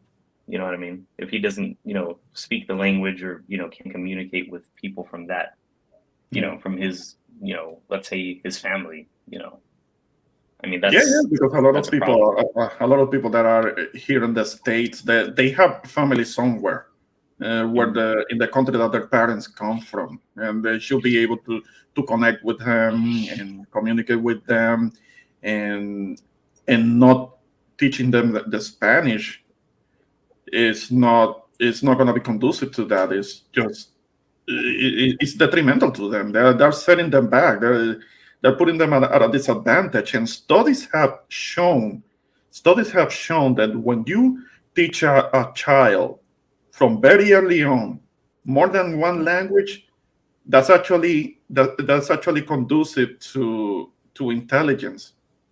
That's actually something that helps They'll IQ. be able to thrive within their own environment. It helps better their intelligence. I mean, maybe if I had been taught English also early on, I may be more fluent because I know that I have a thick accent. I have been working on it for a long time, but that's because all the way until I was 33 years old, I was only speaking Spanish. I understood English. I understood English perfectly well, the listening to it and understanding it, but the speaking part of it, that's like a different part of the brain that didn't develop at the same rate as the other part. The comprehension part, I got it down pat, but being able to speak it is not so. It's the one that I'm always gonna struggle just a little bit. But when it comes to Well, the children, I don't well, think. in my Uh-huh. case, What's that? well, in my case, I was taught. I learned Spanish late in life because my parents put so much of an emphasis that I speak English, and whenever I try to speak Spanish, they would not encourage me to do so. I mean, I do understand now the reasoning behind that, which is why when I do speak Spanish, it's kind of sound like a gringo, at least, but at least I can speak it, fairly well, Yeah. understand what I'm saying. Yeah. Yeah, no, I get it. I get it. I do get that. At least at that point in time, your parents did feel like they were helping you by omitting that part, by omitting the Spanish. But it's been proven that Mhm. they're not necessarily helping you. They're actually putting up a barrier, a communication barrier, with the land or the culture of origin. And to this day, I mean, when it comes to the Europeans, never mind the Asians. I know that the Asians, they get that inculcated in them when it comes Yeah. to the culture It's and the embedded. language. It's better. That's a given. But with the Europeans, they know where their ancestry traces back to. Also, nobody's telling an Italian not to speak Italian.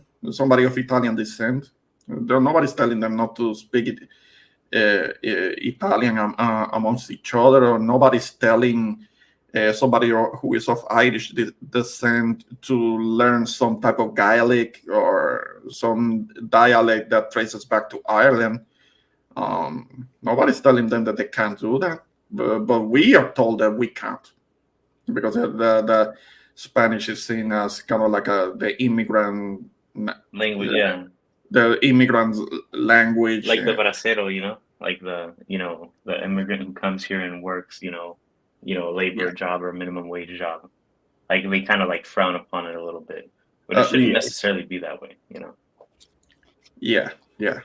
So yeah, I think that's very important. Mhm. That's important. There is nothing wrong with it. I mean, of course, if one is it's going to be in the United States when then you do it properly and you become a law-abiding citizen and you become a productive member of society and all of that. But when it comes to one's heritage, that's one's business, really. Yeah, that's nobody's business but yours. Yeah. You know. Yeah. Okay. Let's change the topic slightly. Uh-huh. Now, this year I did something, which was I actually volunteered to be the one of the volunteer staff for the Thanksgiving Day parade. Oh, oh, nice. But That's were great. you involved? Were you at the parade itself and all? How I did that was the work? parade itself. So what happened was, okay, I Mhm, was assigned like a bleacher section. So mhm. what I did was make sure that people, as many squeeze in as much as possible. Um, and I actually saw part of the parade. I did not stay for the entire parade because I have to be there at the parade grounds at 5:15 in the morning, and the parade Yeah. started at 9. So Yeah. That doesn't sound like fun. Dang. Because I yeah, know that the parade doesn't start yeah, that early. and Start at and that early. unfortunately, the weather wasn't good enough either. Oh, you mean that it was cold, right? It wasn't cold enough. Here we go. Here we go again. You with the love for the cold. Uh, you're Mr. Freeze, Don Jose. I keep telling you, you're Mr. Freeze. You need to be freezing. Everybody else has to be freezing so you can be comfortable. Are you a polar bear or something? Come on now. No. If what was the temperature? What was the temperature? Can you say? Can you tell? Oh, come on now. Winter in New York. Okay. We haven't had winter in New York in years. Here we go. And what's going on in Buffalo right now? You don't call that winter? Mhm. People can Okay, barely so they had move. some snow on it. No. In Buffalo, they're having these snowstorms and they're dealing with they're dealing with snow that is like 5 feet high, and they're having to wade through snow to move around. I mean, like this is it's madness. It's madness. That's how you like it. That's how it has to be. And you're telling me that there is no winter up there? Yeah. I beg to differ. Thank God I live here in Cali, man. Here in San Diego, the weather here is, I mean, It's it's yeah, not San too Diego. bad. You're good. You're good in San Diego Hmm. because the weather stays the same basically. Yeah, all Like year round. yeah. It stays like the same temperature all year round. Oh, you're doing good there. You're doing good. Oh yeah. In That's Vegas, pretty it's good. cold. Well, In Las Vegas. they're In talking Las Vegas. about Yeah. No. yeah. Well, they're talking about that this winter we're finally going to get a nice chilly winter for a change. Yeah. You mean below zero? Below zero temperatures? I mean a lot of no. That's too much. That's too much. Yeah. That's I mean, think inhumane. about the Having to live like that. Yeah, you saw that I mean, video. You should be how like you can like the have man you in that can video that I posted on the skating and Instagram group. playing. No. You need to be. You're supposed to be like the man that I of the video that I posted on the Instagram group that that he was getting out of his house, snow everywhere, and he had the Puerto Rican flag on, and he was looking like he was going to the beach, and it's like me voy para la isla, me voy para la isla, a pasar. There you Yeah. go. So because in Puerto Rico you can still go to the beach. So Actually, right now I kind of have the same weather Uh, Michael, as it's in just New that. York City. Right now it's 58 degrees here in San Diego. well, that's a little chilly. That's getting a little That's bit a little chilly. chilly. Yeah. Yeah, yeah, No, no, that's not. No, that's not. No. That's Indian summer. no. Here in Texas, it's getting a little. It's a little more chilly than that. That's a little colder than that, but not by much. But it's still cold. I still have to wear like a thick jacket if I'm going out. So that's already uncomfortable. I hate that. No, you don't. You know what would be my fantasy? My fantasy is to turn Texas into a winter wonderland. No, we're not settled for that. We're not settled for that. I mean, what happened? What happened last year? What happened? That anomaly weather that we had last year, it was causing chaos. Causing chaos. I mean, electric grids were going down. People were having burst PVC pipes because it was freezing, and when something freezes, it tends to explode. Something that is made of plastic, like a PVC pipe. It was chaos. I mean, imagine below zero weather with houses flooded, having to deal with floodings in houses in 0 degree weather. That's chaos. I mean, we're not settled for that here. Yeah, yeah. I gotta admit, it was a little chilly over there in Texas in the wintertime. No, it was slightly below zero weather. It was chaos, and people getting into accidents, and people not being able to move around because the cars will be slipping all over the place. And there are parts, there are certain streets that there are like slight inclines, and you can't drive about an incline with a frozen road because you're gonna slip all over the place and slip back and get into accidents. That's dangerous. That's not good. No, I don't want that. I don't want that down Oh, here. I don't know. well, anyway. Okay, quick question. Quick question. Ryan, I know you're getting sick and tired of getting this question. When you gonna do another stream? Ah, actually, I was thinking about doing that tonight, but like everybody's doing streams tonight. Who's gonna So, be doing streams tonight? I know, yeah, I know. yeah. I think Fighter was gonna be doing a stream, and you know that he gets a lot of audience, so I can't go against that. So you're doing a stream right now. Armando's doing a stream right now. So it's like not great timing.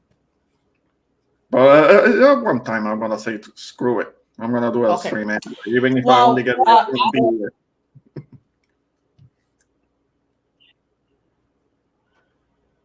actually, is doing the stream. Moonchest is doing the stream. Donna Mundle did a stream, and then this my stream. Right, right. All of you guys. I don't have a chance. You don't have a chance. Hey, You know Golden. what? At this point, you just yeah, you just hey, okay, well, if you want to, okay, if you want to join the panel, GG. Otherwise, I understand, but okay, yeah, all right. What time? You Yeah, don't that's mind me what I'm asking? saying. That's what I'm saying. Everybody's going live right now. Oh man.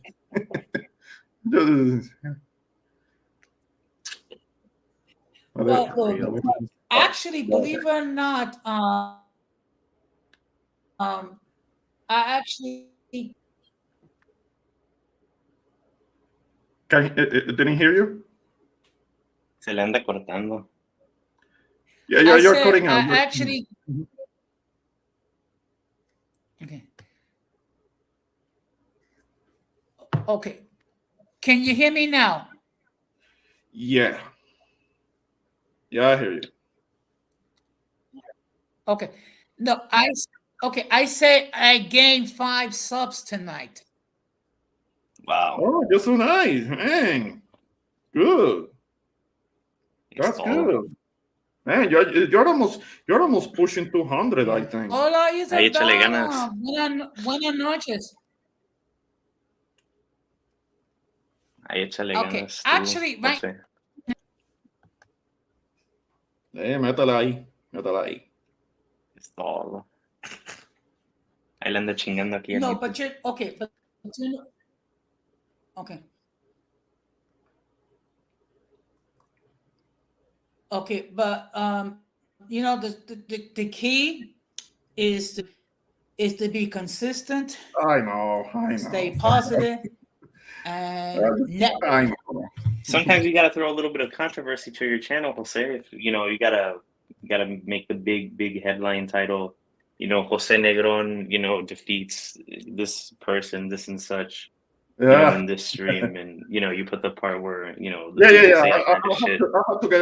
I'm gonna have to get a little ratchet or something and Yeah. beat somebody, and I'm sure it's gonna get views. But I'm not confrontational. I'm not confrontational, but I could do like a video pushing back on the whole FBA thing that Jose was mentioning earlier. Because I mean, you were mentioning that Radical was saying that it was a hate group, and I actually agree. I actually agree because they come around. They come around our little platforms, our little channels, and they try to antagonize those. I know that they're nothing outside of YouTube. They're nothing. They're nothing outside of YouTube. I get it. But they do they do want to They create kind of like animosity. yeah. They try to start shit. Let's just put it bluntly. Let's be honest about that. Yeah, exactly. They're just trying to start shit, and of course, know that they're having a field day with the whole thing that's happening in the Dominican Republic. But the thing is that has very little to do with race, and that has to do with nationalities and the differences that the two nations that are on that island have been having for a long time. That's something that goes back to the 19th century. It's just that FBAs they just repeat something that whatever tells them, and they don't do the research and Oye, they Ramon. don't do the reading. So it doesn't have that much to do with race. It has Well, to do with actually, politics. yeah. Well, actually, I did a stream months ago regarding why people obsess about being white, and actually, that got 150 views that same night. It got 300. So I guess I'm sure it I did. got to do something controversial. I'm sure it did. I'm sure it did. Got a lot of eyes, a lot of views. Yeah, I'm sure it did.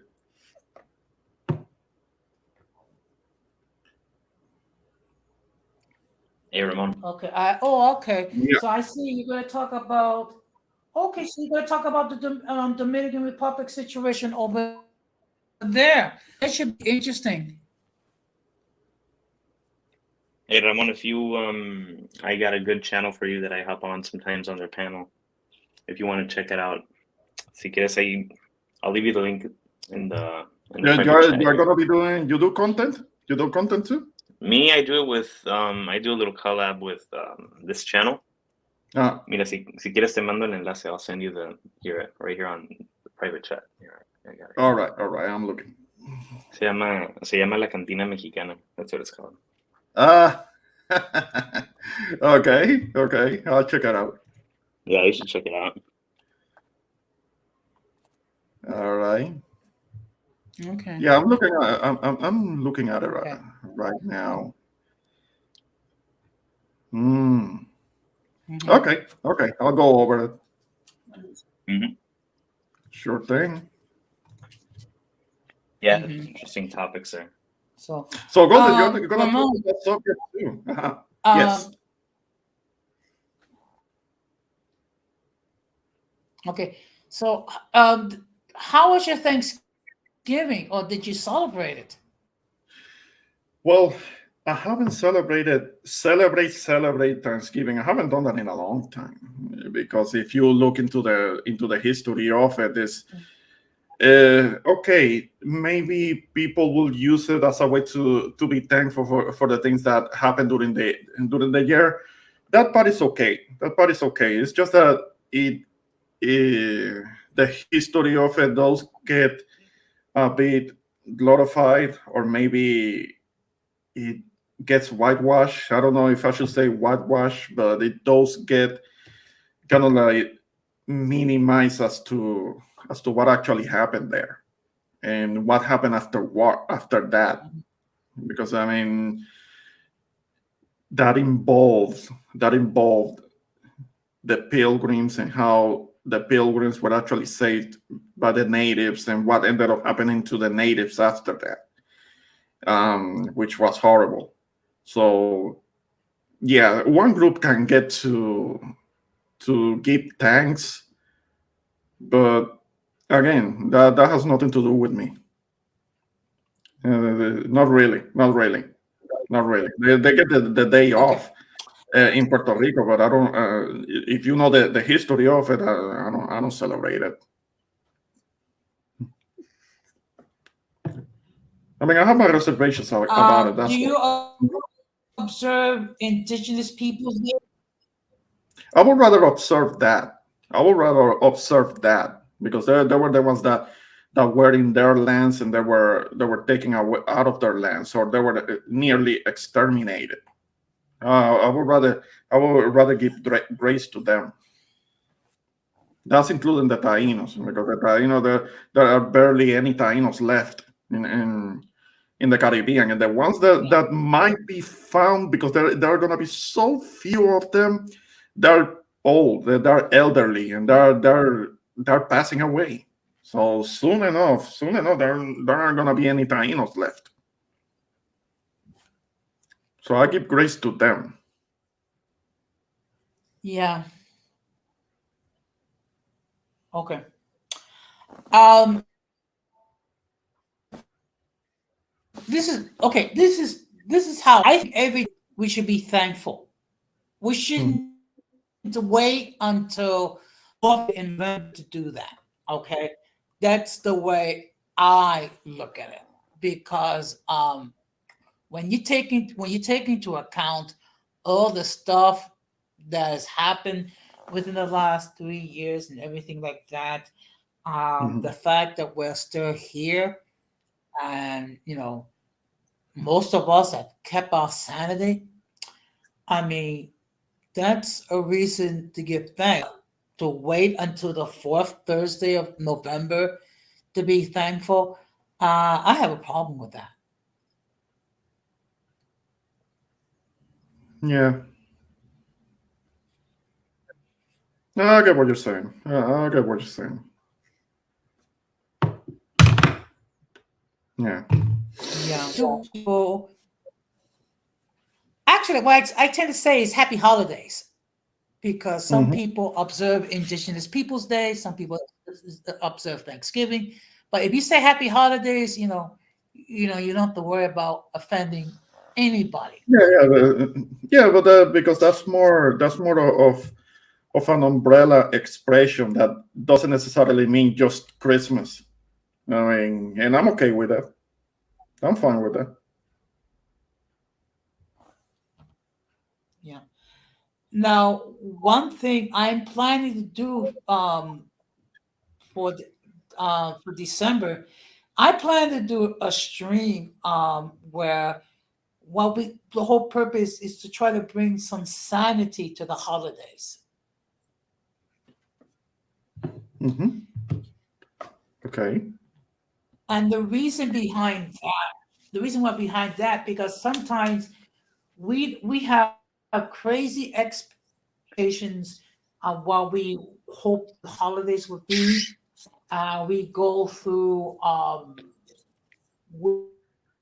we spend money with that Hmm. we don't have on gifts that we normally buy, Oh, yeah, and yeah. Oh, we definitely. go through all this in extreme preparation. There are there might be people that can confuse tradition with falling into the whole consumerism of it, because the the holidays can be a time of a lot of commerce and consumerism that is involved with it, and a lot of people fall prey to that because they think that they have to hold up a religion, and not a religion, a tradition, but what they really do is doing consumerism, and and that's the whole thing about Yeah, uh, doing a lot of purchasing during that time of the year, and one should one should think about that as to whether it is actual tradition or just consumerism in overdrive, like what happens in Black Friday. I don't know if there were any fights trying to get into the stores, because you can look up on YouTube all the Black Friday mobs that can form at a place like Walmart, because people are trying to get a TV, get a new TV that supposedly is on sale, but maybe that same TV was already on sale earlier in the year, or it's gonna be on sale in January, something like that. That's the whole consumerism part of the holidays. I mean, Black Friday. I don't think that Black Friday is tradition. That's not tradition. That's just yeah. consumerism. Hmm. It's for people to spend money. Está hecho para Well, que la gente gaste dinero. Yeah, yeah. I mean, people to try to get people to spend money that they don't really have. Yep, credit card debt. Oh Y yeah, sacan yeah. préstamo y todo ese rollo. Oh yeah, yeah, yeah, yeah. I mean, getting payday loans and getting loans. No, thank you. Putting the card title on collateral and something, and falling for that for that scam. I know, Yeah, right? just so they can buy a new TV at Walmart on Black Friday. yeah, Or get that special or whatever. Yeah. Yeah, yeah. That's not like real holidays. That's yeah, again that's It's a facade. consumerism, commerce in overdrive, and too many people fall prey to that, and it's like nah. If you're gonna be giving gifts, I can understand um being more giving towards somebody's birthday or something like that, but on this the way holidays are set up, I mean, it's just it gets a little crazy. I don't know Yep. if there were any incidents of mobs and fights over things that were supposedly on sale at the stores, but it happens. It happens. It's just it's a bit sad to say. It can be hilarious and sad, especially if somebody can yeah. get hurt. Well, For real. yeah. I already finished my Christmas shopping. So what I'm gonna do is I'm gonna use this time as a time for self-reflection Hmm. to see um, what I can do um, to try to improve myself for for the new year. Hmm. Also, I'm not gonna lie. There's also for me, it's a religious significance regarding Christmas, even though I know not everyone thinks that way. But as far as I'm Hmm. concerned, that's something that's important to me. Yeah.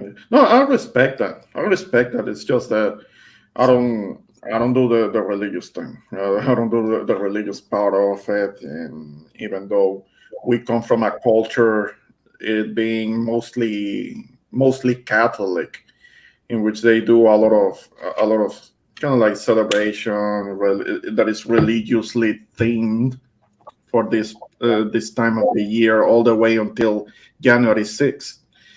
And I respect that. I respect that because in Puerto Rico they're doing that. They're doing that right now. Whole neighborhoods all lit up in lights with, I don't know where they're getting Jose the Ramon, didn't mean to bother you guys or interrupt you guys, but I'm gonna leave. I'll probably come back in a bit, but Oh, if okay. not, I'll see you guys later. I know But that. I'm gonna stop. First of all, Michael, thank you very much for stopping by. Hey, good to see you, Michael. It's been a while. Same as well. Take care. All right. Okay, take care. So, what I'm gonna do is I'm gonna start to wrap this up. Just to let everybody know, as far as that stream, we are gonna do it. I just want to figure out the and actually, I actually reach out to Denise to Mhm. how so we can do this together. All right. Yes. So, Yes. Yes. That would be a good thing to so do.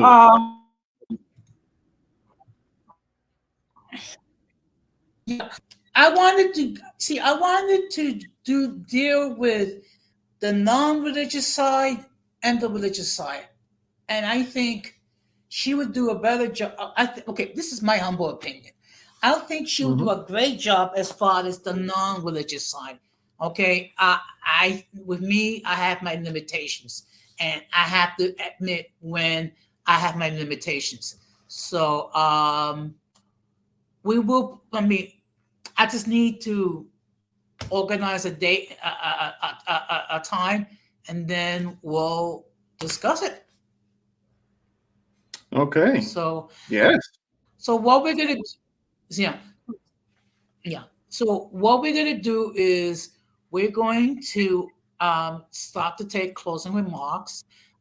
First of all, I just want to give a huge shout out to everyone on the chat who spoke up, and gave their point of view. Magic was here earlier. I'm sorry that she left. Also appreciate the fact that Ramon, you came on panel, and Michael, and actually, um, one of my newest subscribers actually joined the panel. His name was Nat Thomas. He's a member of my local, so he became a subscriber tonight. So, Ramon, what are your remarks? I didn't hear that last part. What you say? Closing remarks, you meant? Okay, no, I just no, yeah. Okay, okay, okay. Yes, yes. First of all, Don Jose, I appreciate you letting me be on your panel, and I will have to check the playback from the beginning because I couldn't tune in until later on. That's when I jumped on the panel. But when it comes to the discussion, yes, I believe that there are things that we can share some of the concerns with biracial people, and like I said, because we are both groups that have a lot of mixed race, and they're very mixed race. Now, the circumstances may be different, but particularly with mixed race Hispanics with mixed race Americans, there should be similar concerns, and all the more reason why the two groups should connect. I mean, I'm not the best person to talk about that because of my experience, but definitely here in the United States, mixed race Hispanics connected with mixed race North Americans, then they should be able to connect and compare notes as to what their experience have been. So definitely, I think that's a suggestion that has merit to it. So it should happen. But aside from that, I appreciate you letting me be on your panel. Um, and I'm about to step off because I have to take care of something. But I appreciate it. I appreciate it, Don Jose, and you have a good one. Okay. Well, thank you very much, and we'll hear each other hopefully soon. Yes, sir. Appreciate it. Thanks. Have a good one. Well, okay, thank you very much. Well, I thought I I thought it was a productive stream. The whole point is that there are similar concerns that are within our respective communities, but we have to respect the fact that there are differences between our respective communities. And I think once we learn to accept the differences, we can learn from each other and appreciate and value each value as a separate community. I just want to let everybody know that I'm going to be live this Tuesday at 8 o'clock Eastern Standard Time. And the topic is going to be, can we learn from our mistakes? And the whole point is to, to give an honest appraisal regarding some of the things that we did wrong and how we can learn to do better. And of course, I appreciate everyone that appear on the chat. I'm not going to mention any name or the names because I don't want to overlook anybody. Do appreciate everyone that appeared on the panel. So, that being said, I'm going to close, simply by saying it's been a pleasure to discuss this matter. And even when there's disagreements, we can deal with the disagreements as long as we're civil. That's the main thing. So that being said, this has been another episode of Uncommon Sense with Grown, and I wish all of you a very good night, peace, and have yourself a productive week. Take care.